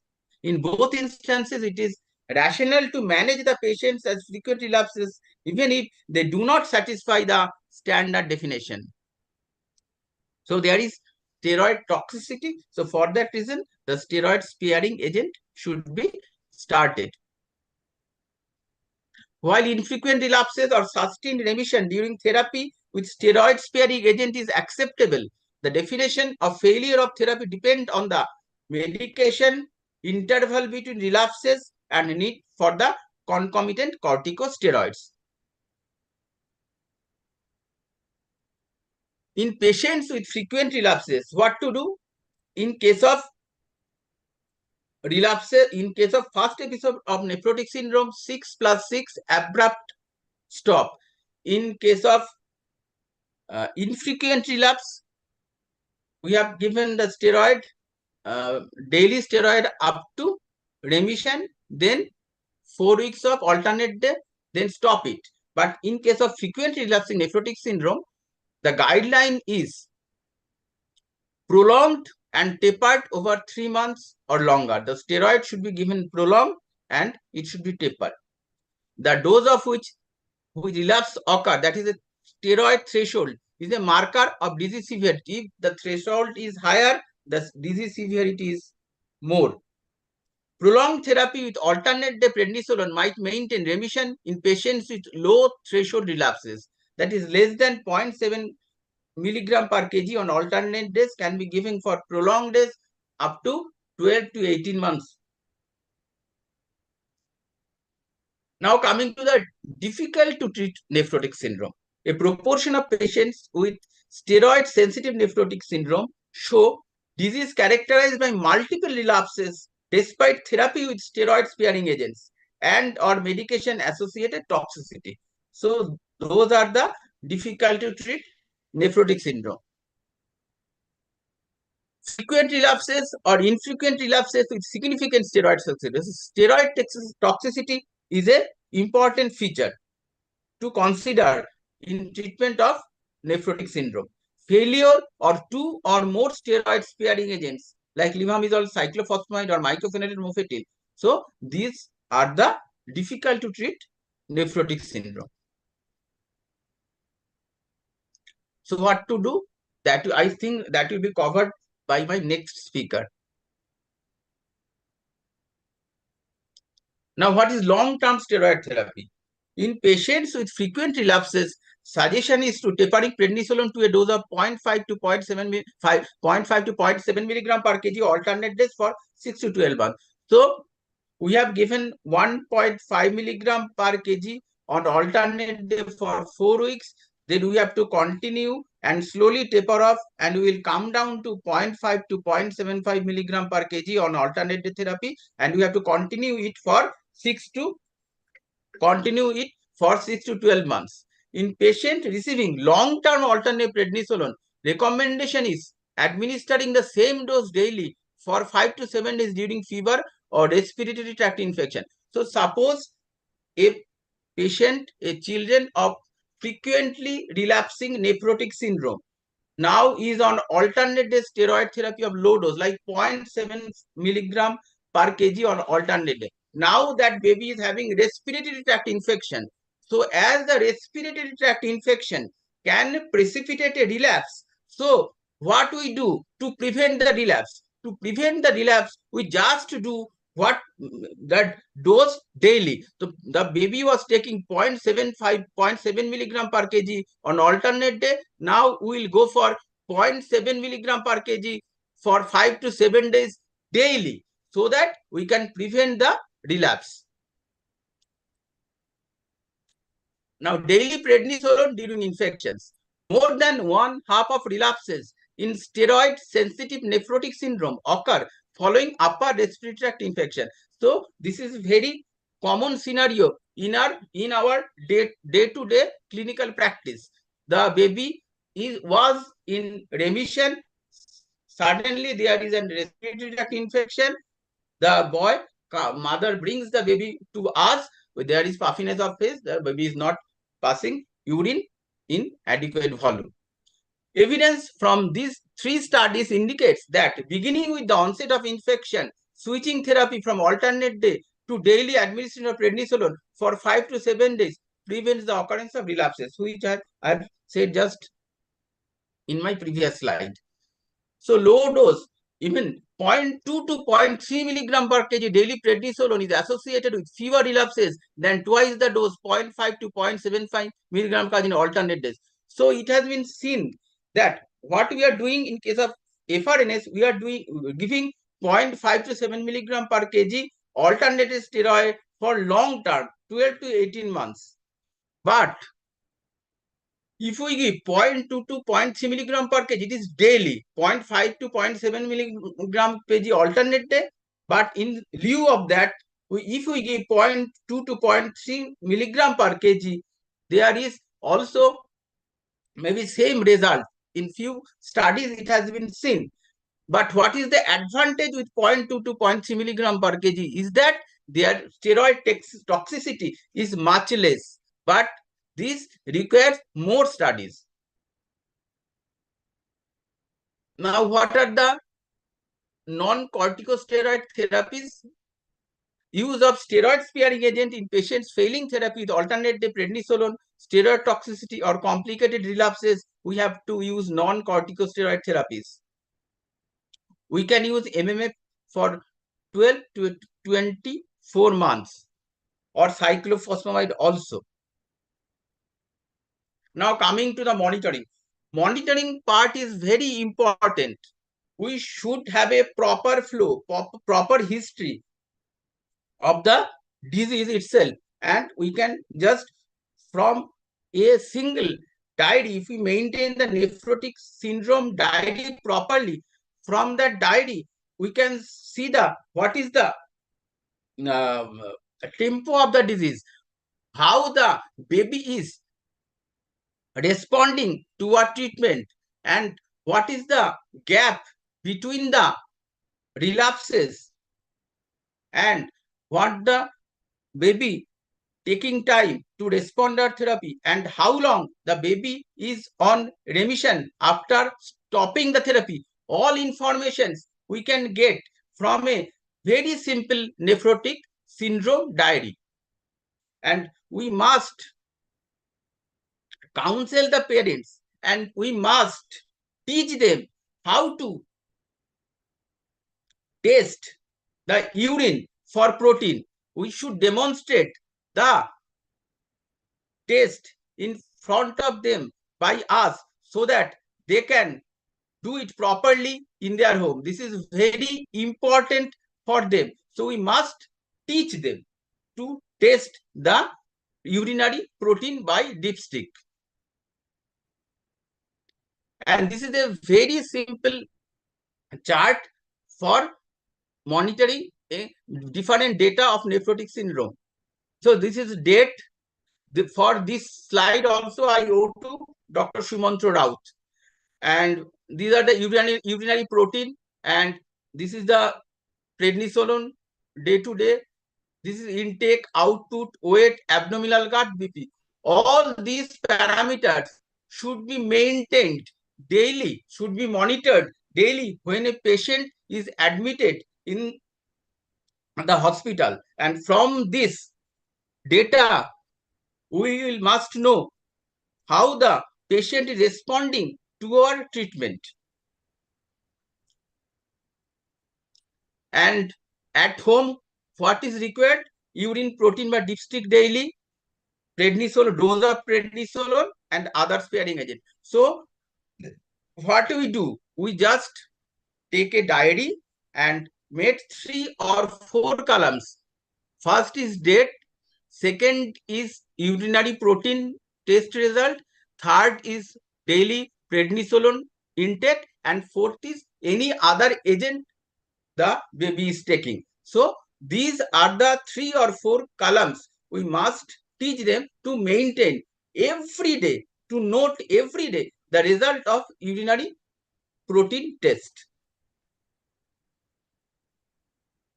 And we must also teach them there are 2 rows here, one for glucose and one for protein. They, in many times we have seen that they are dipping the stick in the urine and matching with the glucose column. So it is better to strike of the glucose column in the container of the dipstick so that they do not confuse with the glucose or protein. So this is also a nephrotic syndrome diary. This is date, urine protein, Y-solon, and if there is other any agents.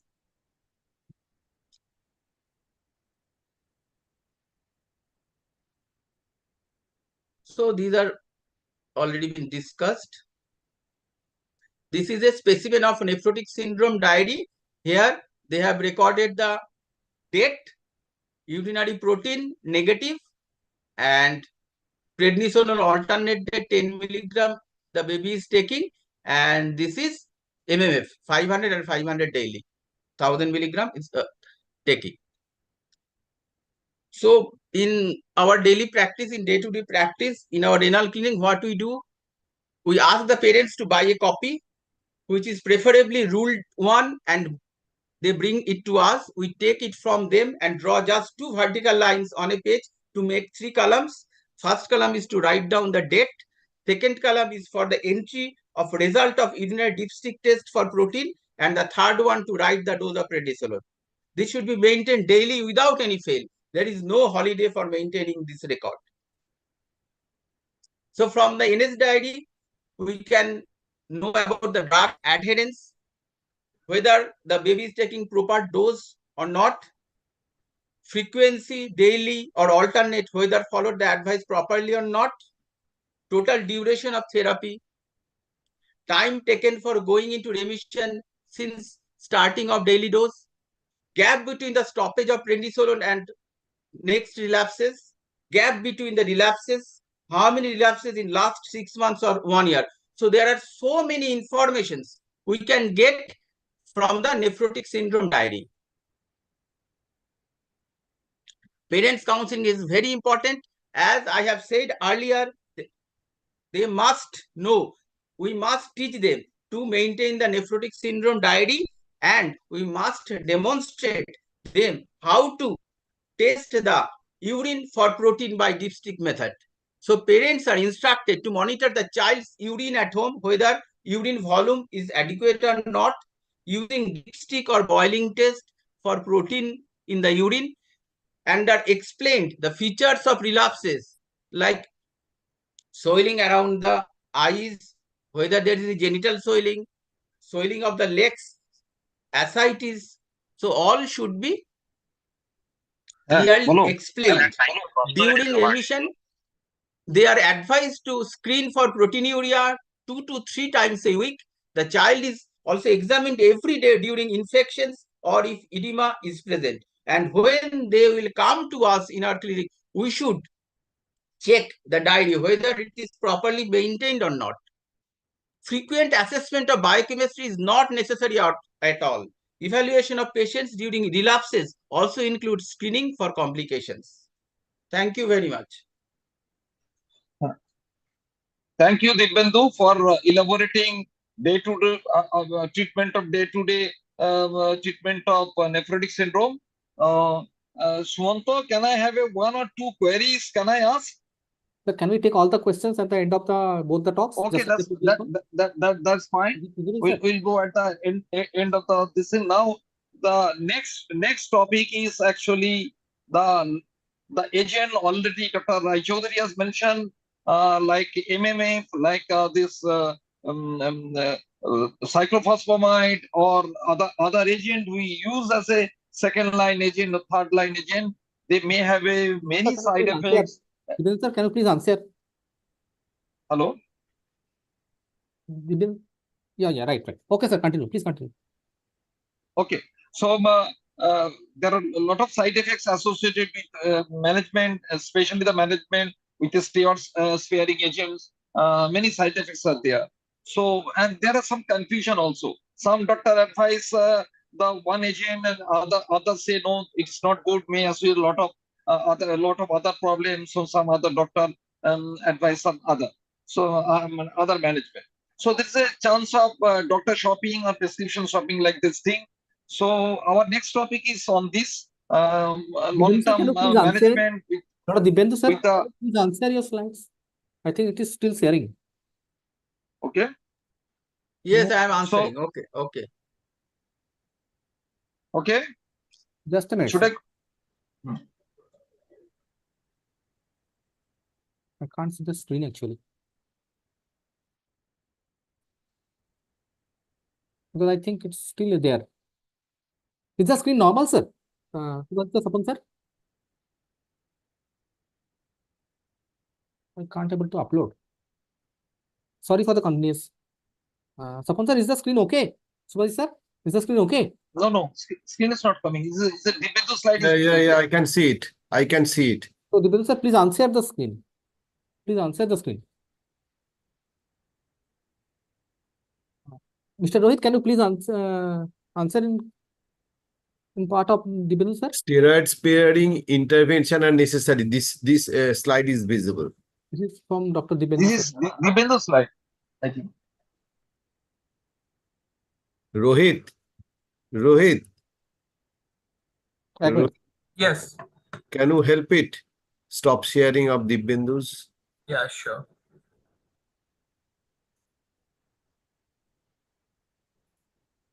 Okay, done. Thank you. Okay. Thank you, right. Now, Sumantra, you can share your screen. Yes, sir, shared already. Okay. So deciding the second agent, Dr. Sumanto Kumar Rao will be speaking on this, and this is very important because there are many side effects associated with this agent and how to overcome all these things and how to prevent this kind of confusion among the different doctors and doctor shopping.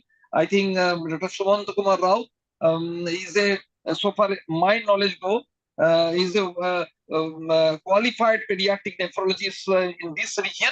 Did her DM nephrology, pediatric nephrology for Lord Institute of Medical Science, and is now assistant professor of pediatric and pediatric head of the pediatric nephrology of North Bengal Medical College. She have many articles already published in international journal. She have many presentation in different national and other international conferences. So I invite Dr. Sumanto Kumar Rao to speaking on this deciding the second agent wisely and how to prevent toxicity and all these things. Please, Dr. Rao. Thank you very much, sir, for the nice introduction. I hope I am quite audible and my slides are visible. At the outset, I will again like to thank our WBAP for doing this type of academic case-based thing with the help of all the mentors. And I also equally thanks to all the delegates who are from different parts of the countries who are joining. So as usual, our theme goes, this is purely a case-based one. So please put on keeping your chat. We'll answer all those at the end of the session. Don't worry. Maybe it is a treatment related or not. We'll make sure that all the questions are being answered. So without much delay, we are continuing our last talk of today's session. So our today's talk is on how to decide a second agent on steroid dependent as well as for frequent relapsing nephrotic syndrome. So my job has been made bit easy by the Dibyendus sir and also Dr. Deblina that they have partly covered that one. So on a forego, these are the quite common phases we see in our day-to-day practice in either a pediatric nephrology OPD or maybe in a common pediatrics OPD in fact. Though the diagnosis may not be same, just like figure A is a case of nephrotic syndrome first episode, might be figure B is not puffy anymore. She is just having some pussinoid. Figure C might be a combo of edematous and puffinoid. And this is our Ankit, the index child, who is being, sorry. So this is Ankit. So this is our today's case, our hero of North Bengal, through which we are carrying our whole journey. So what is the most common type of nephrotic syndrome we face in our office-based practice? Can I please throw the questions to all our attendees? So they can write in the chat box. We can wait for 6 or 7 seconds on their slides. So my point is, whoever is the attendees are for first-year residents or second-year residents who are doing basically inpatient duties and not OPDs, might have seen much amount of complicated nephrotic, steroid dependent, steroid resistance in his career.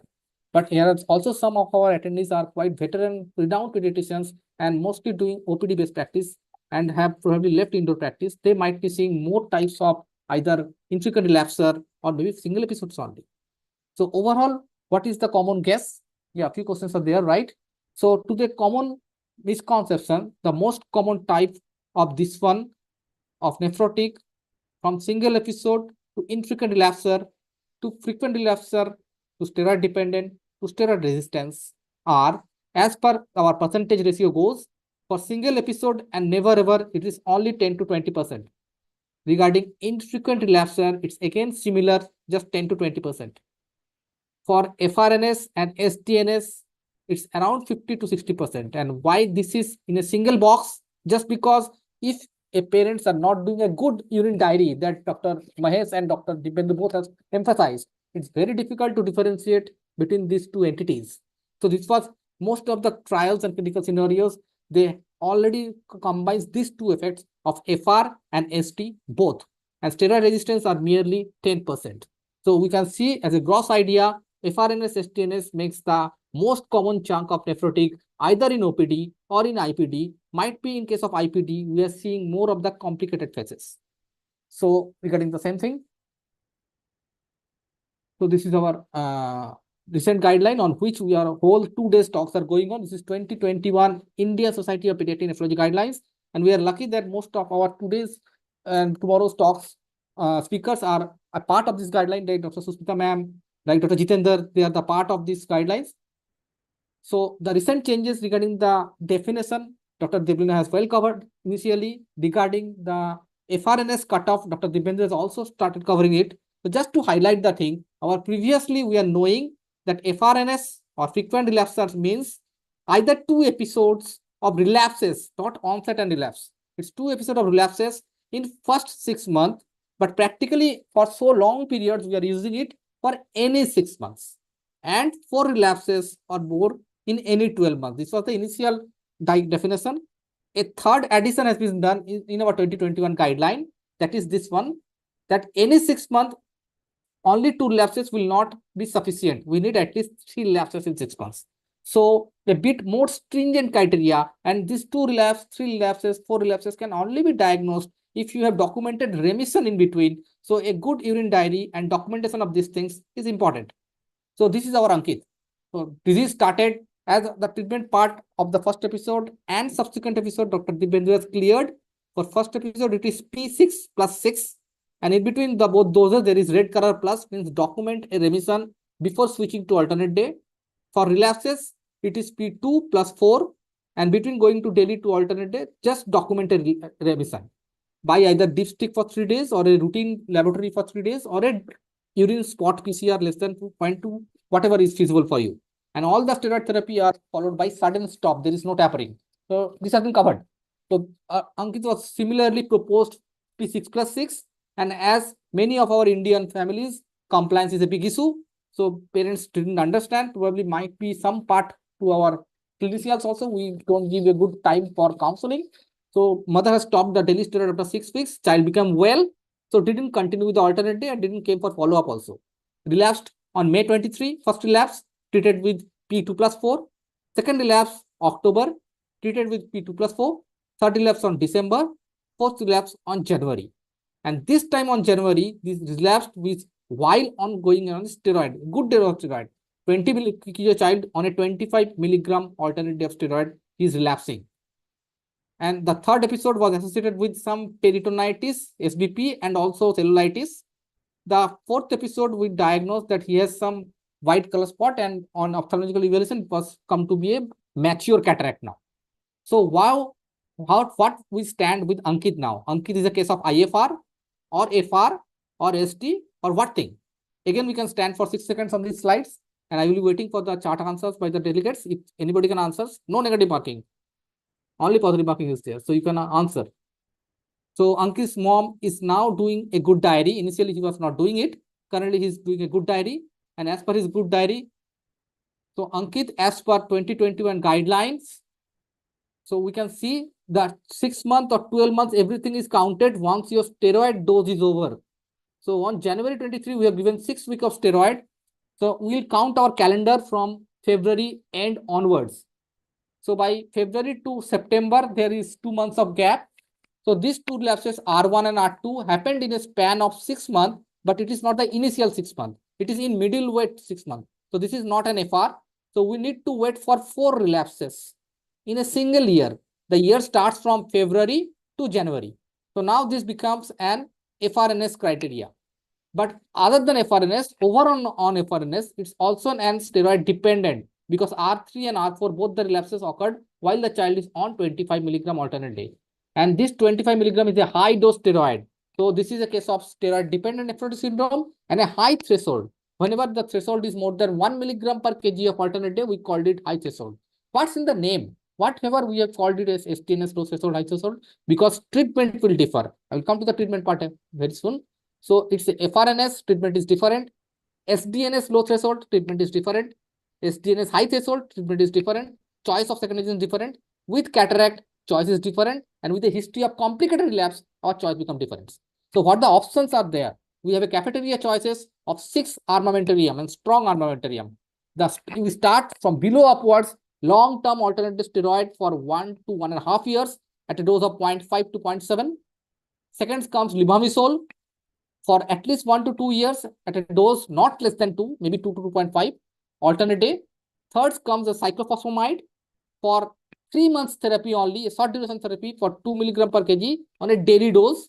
And here, not to cross the cumulative dose and not to apply the same dose twice in a lifetime for a nephrotic child. For a cancer patient, you can apply it 2 times, 3 times, whatever. But for nephrotic background, only once in a lifetime. The fourth armamentarium is mycophenolate, either mofetil or sodium, at a good dose, high dose for at least 1 to 2 years. The last and strong armamentarium is our CNI, that is either tacrolimus or cyclosporine, again for 1 to 2 years. How to choose between these 6? Are we going to do a toss, or we have some educated judgment also? The last instrument is also called a vitamin R in nephrology, that is rituximab. This is a monoclonal antibodies, the newest of the all 5, at least 1 to 2 doses in various doses are there.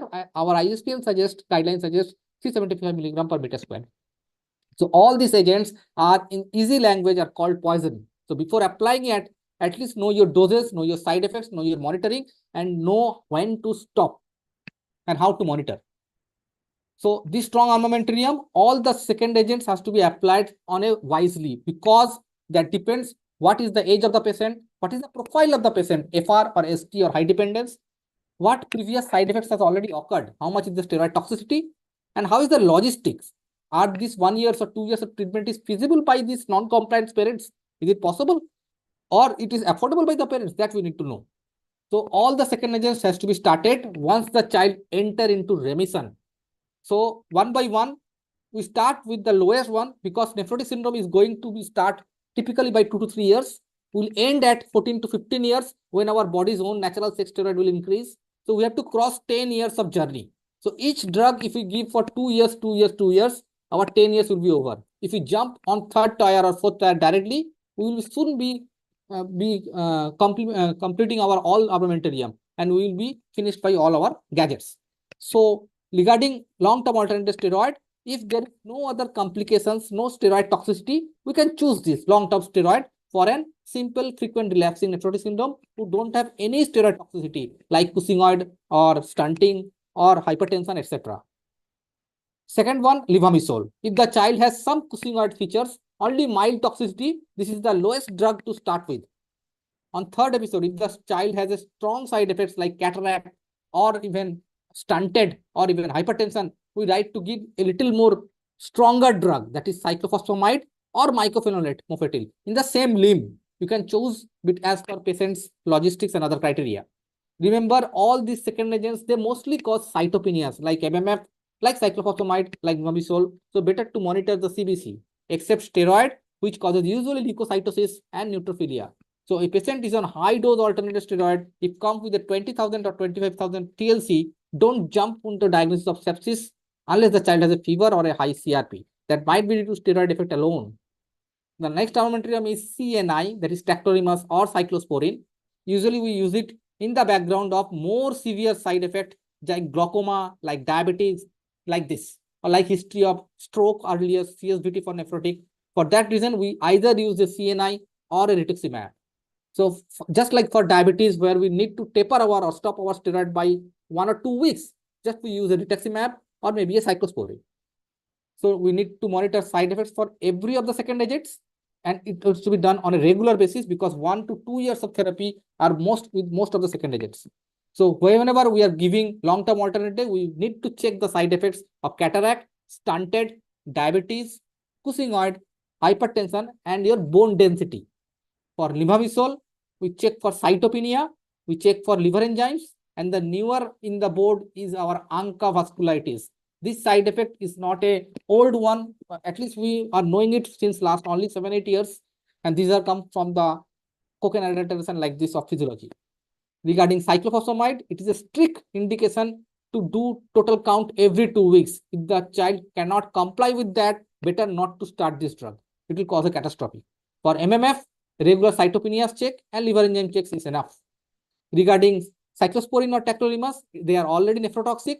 So many a team choose to do a pre-biopsy, at least our ISPN guidelines says so, and strict monitoring of their blood level is also important, because they are narrow therapeutic range drug, so their trough level is important. Regarding rituximab, The main, other than other side effects, the main side effects is hypogammaglobulinemia. And lower the age group, suppose 2 years or 3 years of child, if you use Ritux, the more side effect will be more hypogammaglobulinemia. So all the second agents, as I already told, will be started only after the patient enters remission, because you did not know Ankit has already set 4 episodes earlier. All 3 episodes he entered into remission, but maybe on this 4th episode, the child will become a late resistance. And these 4 drugs are not the drug for treating resistance cases. So document remission and then start your second agent. But the important point is, on second agent, if your child develops another relapse, do you need to stop the second agent also? For most of the second agent, we don't need to stop. We can continue our LTAD, we can continue our levamisole, we can continue our MMF in the background if there is no severe sepsis to start the trigger of relapse. But remember 2 things, rituximab and cyclophosphamide. If there is any relapse, we need to stop that second agent then and there. Because for cyclophosphamide, the time schedule is packed. We can't cross the 3 months boundary. So stop these 2 agents. Otherwise, rest of the agents can be continued on background if there is first relapse while on second agent. If the child develops 2 relapses while on second agent, may consider is at the second agent failure and you upgrade your agent. If the child has 2 relapses on levamisole, upgrade to cyclophosphamide and so on, so forth. So our child Ankit has four relapses, 1 complicated relapses, had cataract, and the child is bit cushingoid also. So we choose between the 2. Either LTAD is out because child has cataract, levamisole is out, child is cataract. So our option is between cyclophos and MMF. So between the 2, what to choose? So the next point is, other than patient profile, Ankit is a courier boy, and the second is his father is a daily laborer. So we need to think about the logistics also. So as a common Indian scenario, the family started doctor shopping, went to Dr. Sunny. He has prescribed, go for tablet cyclophosphamide because it is a cheaper drug, only a 3 months drug, compliance will be very good and cheaper drug, so his father can afford.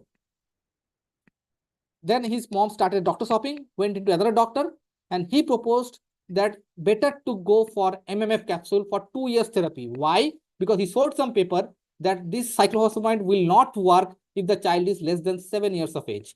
And if you give once now, you cannot give it once when the child gets older for second time.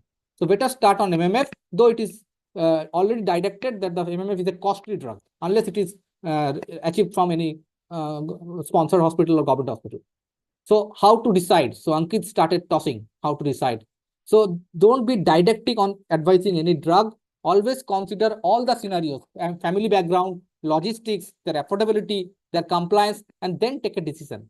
If dad can afford well, go for MMF. If affordability is a big issue, even if the child is less than 7 years, you have no other options other than to start cyclophos if they can do the total count every 2 weekly at least. So as per our ISPN recent guidelines, how to choose the drugs. So if this is an FRNS, start with long-term alternate day prednisolone for 1 to 2 years, 1 to 1.5 years. If there is no toxicity, if the child has some mild toxicity, then you can choose between levamisole and low dose MMF.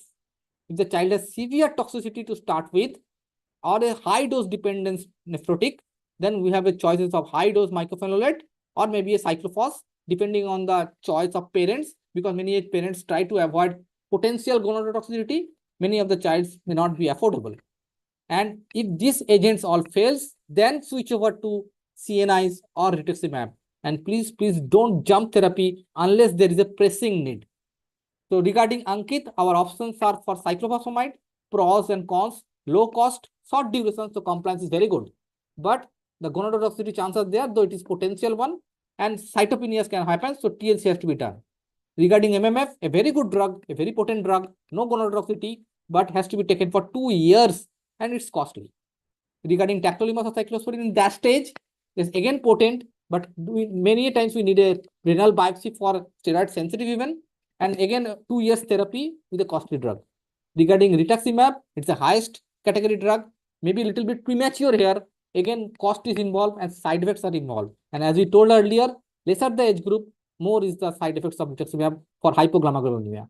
So better to stick between these two, talk to the parents and then decide. Don't impose any therapy to the parents, just take the chance. Just a rapid spotter because we are out of time now. So whenever we are applying some second agent, we should be well versed of the side effects. because many a times the treatment is being started by pediatric nephrologists or nephrologists, but the treatment has to be monitored by our colleagues of pediatricians, because not possible for all the nephrotics, all the FRNS to come repeatedly to a pediatric nephrologist. Always it is advisable to have a frequent visit, maybe every 1 to 2 monthly, to a nearby pediatrician who can monitor your therapy. Might not he is initiating the therapy, but he is monitoring the therapy by your own local pediatrician. This is the common dictum. So Tarun, a 3 years boy with FRNS, so he has some this type of lessons in his ear. So are we now little bit aware what this type of lesson is, or what second agent is being used? Any clue? Can you put in the chat? I've just covered it. It is a new side effects of a old drug, newly known side effect. Maybe the side effects was old, we are not knowing it. So this is, yes, this is the patient is already on levamisole. Now any clue? What is this? This rashes, this vasculitis rashes. Yes, so this is a case of ANCA vasculitis. Happens with levamisole, mostly if applying for a long duration. And there is a recent paper from our Bengal only regarding this levamisole and ANCA vasculitis. One can go through that. Next, this is Sankari, 11-year-old girl, a black girl with more black is interdigits area. So what is this? The interphalangeal joint is more blackening. There is a medicine also kept side by. We can't read the name, so that's why this is a question. So what is this second agent and what is this problem? So any chart answer? Okay, just for 4-5 seconds on this. So this is case of hyperpigmented knuckles, and the drug name is cyclophosphamide. It's a benign drug, benign side effect, so we don't need to stop cyclophos for this one. For the previous one, we need to stop levamisole if the child gets this type of ANCA positivity or a vasculitis. Regarding third child, Disha, 13-year with steroid-dependent nephrotic syndrome, was on some second agent. On a fine morning, she developed a red color urine. So what is our diagnosis and what is the easy drug to tell the name? I think this is an easy answer. People might answer. Yes, so this is, the red urine is also called hemorrhagic cystitis. So the child might be on cyclophosphamide. So just remember, whenever your child on cyclophosphamide develops suddenly a red urine, maybe painless, maybe painful, other than hemorrhagic cystitis, the cyclophosphamide can also cause cytopenias, low platelet, and a red urine. The cyclophosphamide also can cause immunosuppression, and all the bacterial, viral, fungal UTI can possible. And we know adenoviral UTI can cause hemorrhagic cystitis, and it's difficult to diagnose because routinely we are not sending adenovirus for UTI diagnosis in the lab. And the third, it can be due to nephrotic syndrome in relapse. They may be prothrombotic. They can have renal vein thrombosis and a red urine. So these diseases have also to be kept in mind. So when to refer to a pediatric nephrologist? So on multiple causes, I'm not reading the causes. One of the causes is FRNS or STNS, to start the medicine, not to continue the medicine. I'm again re-emphasizing, better to take a good opinion to how to choose between the 5-6 agents. And once the agent has been chosen, counsel the parents well that every 2 to 3 months monitoring is important, probably by urine testing, blood testing, blah, blah, blah. And all this monitoring better to be done with your nearby pediatrician who is well versed with this therapy. So as a general pediatrics colleague, we need to know these side effects, when to start, when to stop, and like this. So I think there may be some doubt still. I have maybe a little bit fast. Sorry for that and crossing the time. So in a nutshell, nephrotic syndrome is a common entity in our day-to-day pediatric practice as well as pediatric nephrology practice. Majority of them are steroid sensitive, but FRNS STNS category. So we need to give second agent.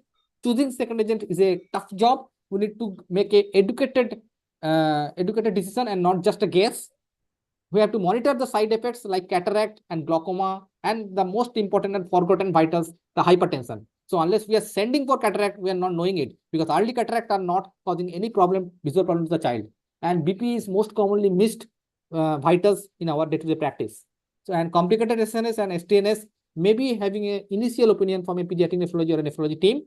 District diary is to be regularly done, as emphasized by Dr. Dibendu and Dr. Mahesh both. So by here, this is our pediatric nephrology, you can say heroine of North Bengal pediatric nephrology. Despite of all these second agents, despite of their all odd side effects, of their some not deformity, of their odd looking faces, pushing out faces, hirsutism, they still look very beautiful angels. And these are from our own medical college of North Bengal Medical College pediatric nephrology team. And thank you to all the WBAP platform again to giving me this opportunity, and to my audience. So if any questions, we are ready to answer. I am stopping my slides. and I hand over my stage to Subhasis sir. So over to Subhasis. Thank you, Sumanto, for excellent discussion on the second line therapy, their toxicity, and how to handle the toxicity, when to use and when not to use, and how to switch over to other therapy. Excellent discussion. I think it is beneficial for everybody. Now, there is any question from the audience, or there's a chat box we can discuss. And before that, I have had two queries from Dr. Dibyendu and Dr. Sumanto. Both of you can answer.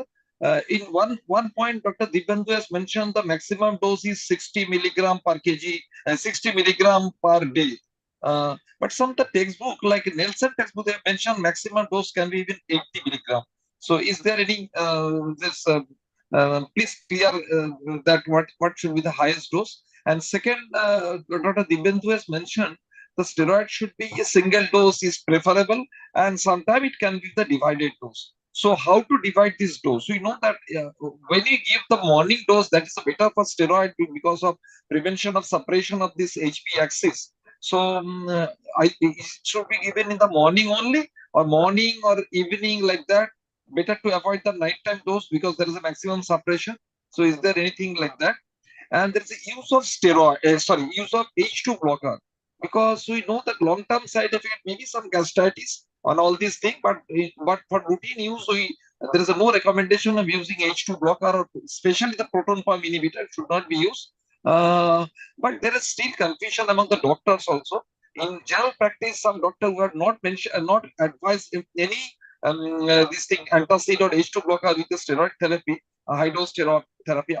Other sometimes they can criticize that why it's not to use, because it is not clear to all the doctors that it is not required during the steroid therapy. So that thing, and to Shumanto, I have another query that suppose the patient on second line therapy and steroid suddenly develops some viral infection like chickenpox and mumps. Should we continue it along with the antiviral agent, or what to do in that situation? Sir, you can take first. Dibyendu, you want to take the question first? Sir, are you there? Taking. Okay, fine. You can answer Subhasis's question live. No need to write. So, first question is, it is clearly mentioned that in textbook also and the recent recommendation also, the daily maximum dose of steroid is prednisolone is 60 milligram for daily therapy and 40 milligram for alternative therapy in any textbooks and in the current recommendation of ISBN guideline also, 60 and 40. Yes, sir. The previous guideline was cut off as 80 and 60 10 years back, and recently within last 7 to 8 years, the upper level has been dropped to 60 and 40. Dibyendu is right, sir. And regarding divided doses or single doses, there is in the response, there is no much difference. You can give it in divided doses or you can give it in single doses also. But single dose, the too many tablets, there may be compliance problem or not. Right, sir. So in that scenario, you can divide it into twice. So 3 tablets in the morning after breakfast and 3 tablets after lunch. You can divide it like that. So previously, some old of our old colleagues are also using 4 divided doses. So you are right. If you are making it a 3 or 4 divided doses, then compliance is the issue. And if you are judging between first single dose early morning versus 2 divided dose, then also a problem is regarding the HP axis, which Subhasis sir was telling. So regarding this recent RCT from Kolkata also itself from ICS Center, they have shown that if we can give it in a single daily dose, the efficacy is equal as Ibn sold. The problem is with the HP axis depression, and that is maybe little bit beneficial to single dose therapy. So they are currently proposing single dose, but still there is a gray area. So you can choose between single dose versus 2 divided dose, but not multiple dose. 3 doses or 4 doses cause a huge compliance issue. But the answer is still not clear. Few RCTs are there. Most of them are in favor of single dose therapy for the HPA prevention. Regarding antacid also, it is clearly written in the recent guideline, ISBN guideline, there is no routine use of antacid or H2 blocker or PPI is needed. So there should be no routine co-prescription of this. Then when should you use in special situation you can give. if there is Just history of please. gastritis, if there is any history of gastritis, if there is, if the patient is taking paracetamol with that, or if the baby is taking NSAID with that, then in that case you can consider PPI or antacid. But for only for steroid co-therapy with H2 blocker or PPI or antacid is not recommended routinely. And regarding your infection, if the child is on second agent, as I already told, if the child develops some relapse or maybe URI trigger relapse, which is the most common scenario, we don't need to stop our second agent. If the infection is mild, just like an URI, we can continue our second agent in the background. We can give a full dose steroid event to control the relapse. But if the infection is severe, moderate to severe, then we need to either go down to the steroid or to make a stress dose of steroid. And that time, if your example is classical chicken pox, that time any antimetabolites are zero. So MMF has to be stopped then and there if the child develops chicken pox like illness. And the steroid has to be made instantly on stress dose. Otherwise, for mild URTI, we don't need to stop second agent and we can start with full dose steroid also. And that was one of the audience question also. So can we take the Thank audience? you. Otherwise, we might. Yes. Yes, please take the audience question. So, Dipendra sir, do you want to say something regarding the issue of body surface area versus body weight? Dipendra already has mentioned. But the issue is mostly with the smaller children of 10 kilo or 15 kilo, where the difference is huge. For a 30 kilo child, body weight and body surface area doesn't matter, both are same. But for a 10 kilo child, at least 5 to 8 grams of milligrams of difference will be there. So previously the 2011 papers of PNF, they have told that better to give in a body surface area method. To be exact, the efficacy is more or less same for the first episode, but over the years of over first 1 year, the FRNS may be little bit better. But as you all know, from a recent RCT from India also, they have proposed that both are same. Body weight doing is easy, so we can go for body weight. But still, it is not clear. But as per consensus, for whenever there is a feasible to get the height done, get the body surface area done by your mobile app, better to write in the body surface area for smaller children. For 10 kilo, 15 kilo children, better to use the body surface area. As of the gray area has been covered. Answer, any more question? Can we need to take? We can go through the chat box, sir. Yes, please. Go through. So, yes, the daily steroid of therapy of relapses up to the either 3 days of consecutive negative of dipstick or a 2 weeks of daily therapy, and we document a remission. Many times it's a problem the mother is doing the dipstick for a first time. So many a time we don't rely only on the dipstick. We check the dipstick definitely, but we also tell to do a urine RE report from the laboratory consecutive 3 days, or maybe a urine spot PCR for 1 day and just document less than 0.2, and then we change to alternate day. That is a more pragmatic approach probably. Many times for a new mother who is just checking negative for 3 days, we change to alternate day, and the 4th day she become again 1+, 2+. So there may be some variable response. So better to document the remission well by whatever method you are comfortable, then change to alternate day. Sumanto, there's a one question. Yes, Is it a syrup or tablet? Which is important? The prednisolone tablet or syrup? More or less same, sir. These are for lower age group who are unable to engulf a tablet.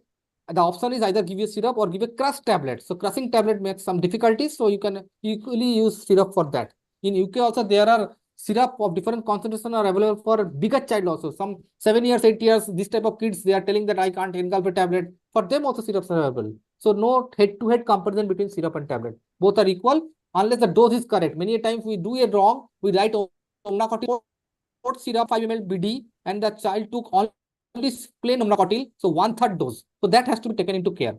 Better to tell the mom to bring the medicine to me. I will decide the tablet.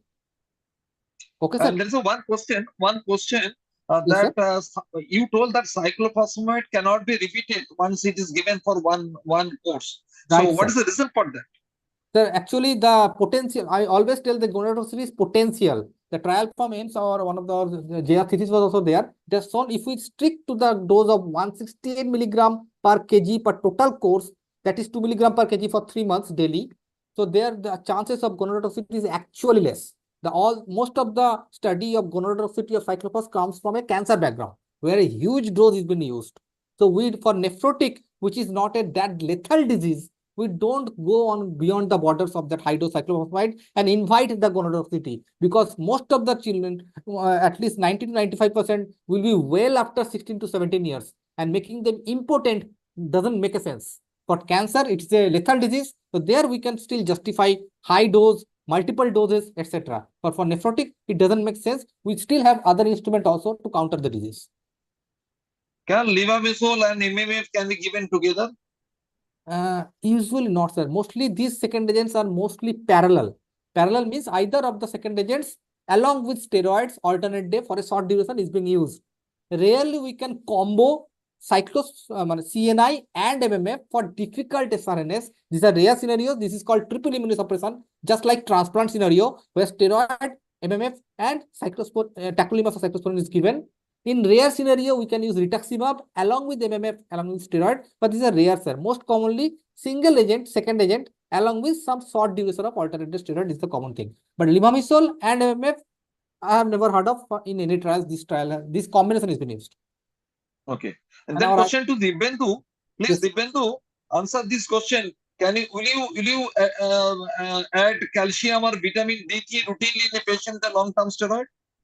Yes, this should be mentioned. Yes, for long-term use of steroid, we must co-prescribe calcium and vitamin 3 along with that, because there is chance of osteopenia with long-term steroid.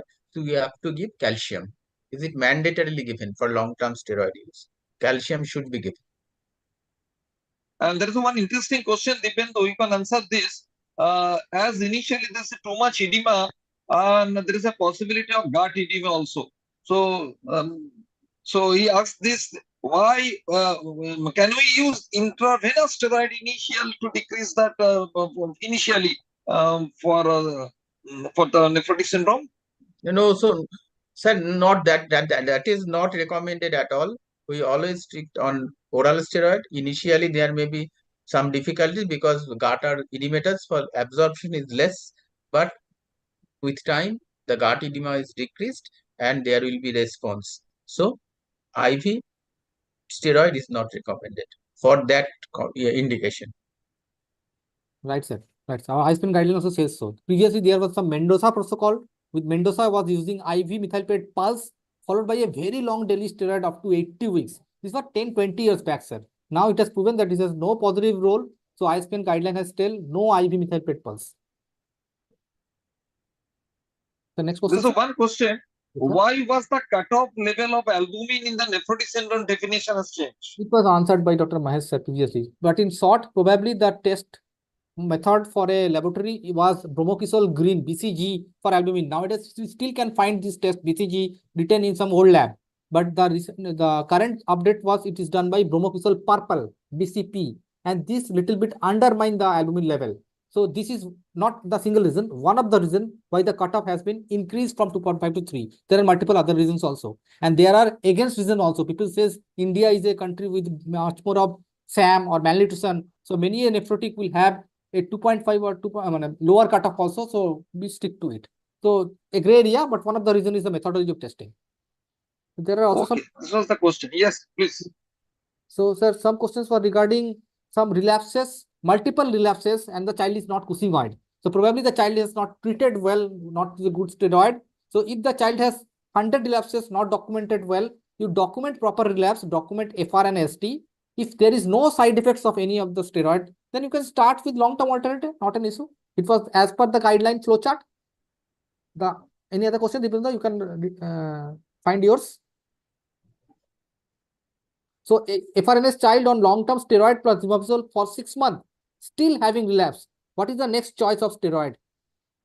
So again, the same question, levamisole 6 months, 2 relapses, is levamisole failure? We need to upgrade. As per the toxicity, the child previously don't have a diabetes. Now the child has diabetes. So our choice will be cyclosporin or rituximab. And if the child has no such high toxicity, we can just go for either cyclophosphamide or MMF as per our flowchart. The next question is, a child known case of SSNS comes to us with URTI diarrhea and shows that dipstick has started 2+ for 2 days. Should we start steroid or wait for it to come 3+? Okay, similar question was previously also there. So URI, that urine dipstick can be 1+ or 2+ for 3-4 days. When you treat URI with Maxtra, nasal drop, azithromycin, etc., the proteinuria may abate or they can develop a full-blown relapse. If the child in between develops full-blown 3+ for 3 days, treat it as a relapse with full dose of steroid once your infection is controlled, and the child is just 2+, wait for some days to go the child into spontaneous remission. No need to treat the relapse anymore. Many times, as Dr. Dibendu said, for the time of URTI, our Indian guidelines says you can give 4 to 5 days of daily small dose of steroid. So if we are treating with a full dose for this URI, we count it as a relapse. If we are not treating with full dose, only a 5 milligram daily dose or a 7.5 milligram daily dose, we are not counting as a relapse. The 2+ or transient 3+ automatically becomes 0, spontaneous remission. So this is not a relapse. One of the attendees' question was that, are we counting it as a relapse and we are treating that the second line as failure? So don't count it as relapse if you have not treated it with full dose of 2+4. Okay, I have a question to Sumanta. That we know that this endoxan, that is cyclophosphamide associated with hemorrhagic cystitis. How common it is? What is the advice you will give to the parents for prevention of this hemorrhagic cystitis? Right, right. So mostly the case studies comes from the background of GNs, glomerulonephritis, where we usually use IV cyclophosphamide, and because as a whole the total IV cyclophosphamide 6 months dose is lower than the oral dose, but this is a pulse doses. So that's why in that background it is more common. So our advice, whenever your child is on either IV or oral cyclophos, just take adequate amount of hydration, and better to have a good practice of every 1 to 2 hourly urine voiding. Don't keep the urine in your bladder for a long time. Otherwise, the hemorrhage cystitis will be more. If you are getting IV cyclophosphamide, then better you can add some mesna along with the IV cyclophosphamide in the same bottle. So good hydration and frequent voiding is the key to prevent the answer. Thank you. Regarding, yes, sir, any question? So regarding how many days of alternate steroid when you are using second line. So the time has been shortened. Previously, we are using either 6 months of therapy or 12 months of alternate day tapering steroid along with levamisole or MMF or whatever. Now our ISPN says better to stop steroid by 3 to 4 months if feasible. Feasible means if your child's diary is negative, stop it by 3 months. If your child's diary is intermittently 1+ or 2+ like this, may continue bit more. That also depends. If your child is to start with the huge cousineoid, then try to choose such a second agent where you can stop your steroid by 2 to 3 months. If your child is not that cousineoid, whenever you are trying to drop your dose, there is 1+, 2+ intermittent, make little bit prolonged dose of steroid up to 6 months, we can try. This has to be individualized, sir. There is no such dictum that this is the treatment for 0.5. Sorry, sir. I missed the question, sir. Sumantro, there's another question. Yes, ma'am. Weight will be decreased after the starting the steroid. Should we decrease the dose? Usually doesn't matter much, ma'am, because most of the centers are using still body weight surface area. Yeah, someone has asked her. Yes. So this happens only if there is some ignored child who is already a 15-kilo child and came with 30 kilo, 100% weight gain. There it matters much, but for only just 5-10 kilo, it doesn't matter much. We may keep the same dose, or for many people, if the dose is huge, the weight is huge change, we can drop the doses bit. There is no hard and fast rule for this one. So this is all a estimate that if there is only a 4 kilo, 5 kilo drop, keep the same dose if possible. If you have calculated as per body weight, and if there is a 100% weight gain and the weight loss is there, you can drop the dose as per the body surface area. Choice is yours. SDNS patient less than 7 years old can afford MMF. What to prefer, MMF or cyclophos? So obviously MMF is the option. Less than 7 years, better not to use cyclophosphamide if the avoidance is feasible. Because only once we can use in lifetime for nephrotic. So better to choose a child who is 7 to 12 years. After 12 years, boy child, again a problem of gonadotoxicity. So 7 to 12 years is the golden period, or 8 to 12 years is the golden period. BP should be checked, serum albumin level should be checked. If albumin is less, then furosemide albumin, this discussion has to be done tomorrow, I think. All the complications is to be dealt tomorrow. Ma'am, any more question, or we can just check the QA session once more? There are recommendations that first episode treated more aggressively. Can we taper the prednisolone from 1.5 alternate day to 3 months more? So this probably the attendees want to know, this is P6+6 or P6+6 and sudden stop, or P6+6 and tapering for another 3 months. So ISPN has told 6+6 and sudden stop, but the question was a little bit right, because in some study it was shown if your child is less than 3 years of age, there might be some advantage if we prolong the steroid again for 3 months more. But in a common forum, better to say it is P6+6 and sudden stop, not to prolong, for a easiness of understanding. Then infection-induced relapse due to URI proteinuria is counted as a relapse. Already answered. If you are treating with a full dose steroid, count it as a relapse. Otherwise, don't count. Ma'am, can you read any more questions from Dr. No, Koel? no, I have got a question. Yes, sir. I've Please. got a question. May I? Yes, sir. Please, sir. Please, sir. Please do. So often I see in my hospital that the nephrotic syndrome patients are coming with a huge anasarca. Yes, sir. And we use furosemide. Yes, sir. So what is the ideal indication of starting furosemide? Because we are always very aware of the thing that might cause some embolism or thrombosis. So what is your experience with the renal vein thrombosis and using of the furosemide? Sir, sorry for the pardon, because treatment chart is for tomorrow. Furosemide, albumin is tomorrow's discussion. But for your reasons, one line answer is we have to rule out hypovolemia. First, do we need diuretics? If mild edema, no diuretics. Moderate to severe, we need diuretics. Then, if yes, we need. If there is any hypovolemia, clinically and lab-wise. If yes, no Lasix alone. Either albumin plus Lasix or only albumin. And if no, you can go with furosemide to start with and then monitor for higher agents. But sir, can we do the more discussion tomorrow for regarding this topic? Sure. So a case from SDNS appropriately treated and went into remission. After 10 years, now again started a relapse. Plan of management. So his whole calendar has been a fresh calendar. Start the child as IFRNS again. Treat with steroid, proves he is still steroid sensitive, SSNS. Then start your calendar afresh. R1, R2, R3 like this. And again, when again FR or ST, start second agent. Otherwise, only P2 plus 4 and sudden stop, document remission. This is the answer. Sir, child is on alternative therapy in a relapse. Then should we shift to daily dose? Will it not flare of infection? By Dr. Jigyasa. Not sure of the full question. I think there is some infection and infection triggered relapse. Do we need to upgrade our full dose therapy or stress dose? Already answered, sir. If the infection is a milder one and full relapse, then treat with full dose steroid. If the infection is severe one, even if there is a full relapse, counter it by stress dose. For the time being, control your infection, and once your infection control, check if the infection nephrotic has got into spontaneous remission or still it is 3+ continuing. Now treat with full dose steroid. If spontaneous remission, just continue whatever your background is. Okay. If another child who is in remission for last 2 years, not taken high dose steroid in recent past, develop a respiratory infection, how to proceed? Should antibiotic be administered liberally? What about giving low dose steroid? No, the low dose steroid actually ISPN suggests that, but for our knowledge, IPNA on the next 1 year had published this article and their low dose daily steroid was actually condemned. So if a child has a steroid doses daily for 2 weeks within last 1 year, then only this URI treatment for 5-6 days of small dose valid. If the child has a steroid dose 2 years back, then probably there is no point of giving small dose for the time of infection. Just treat with supportive care and maybe antibiotics. That's your choice. But no steroid for a child who is 2 years steroid free. Syrup omnacotil tablet answered. Many of the guys have answered that MCQs also. So can limamistol and MMF given together are already answered. Any question left, sir? I can't see much more. Yes, already discussed. I think no question. Rituximab is a CD20 inhibitors. That why CD19 monitoring? This is a little bit tough discussion, so we may avoid also the question. So on an ourselves, 2 lines.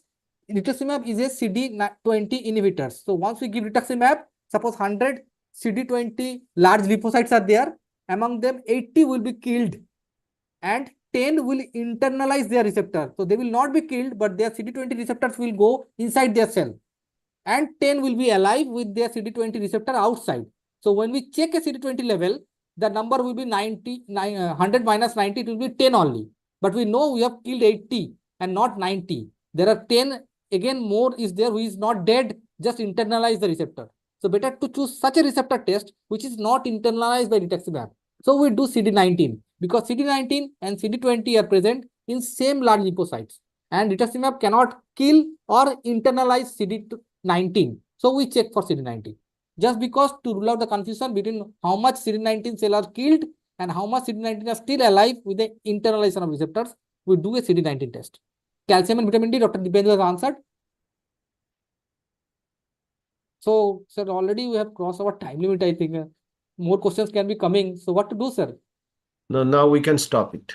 Okay, Now sir. we can stop it. Rule of IG standard And mostly sir done, sir. So again, So just keep the questions in your mind and post tomorrow. and tomorrow we will discuss. Yes. sir. An audience should be keep an eye all on this topic because tomorrow there is a huge session of quiz also. And from our WAP society, we are having first, second, and third cash prize also. So please be online. I hand over to Subhash sir and Sapon sir and Kalpana ma'am to conclude today's session. Your what, sir? Thank you all our speaker for excellent discussion, and everyone will be benefited from this discussion. So I must thank everyone, and I must thank West Bengal Academy of Pediatrics for arranging this kind of program. I think in future we'll arrange more such program. Please, Dr. Shapon Rai, please you say something. So actually, it was a nice evening. In fact, when Sumantro, Dibbendu, and other faculty speak, I become the student. So it is a very learning session for all of us. And tomorrow is the another session. So I'll request all of them to log in the proper time with your basket of the questionnaire.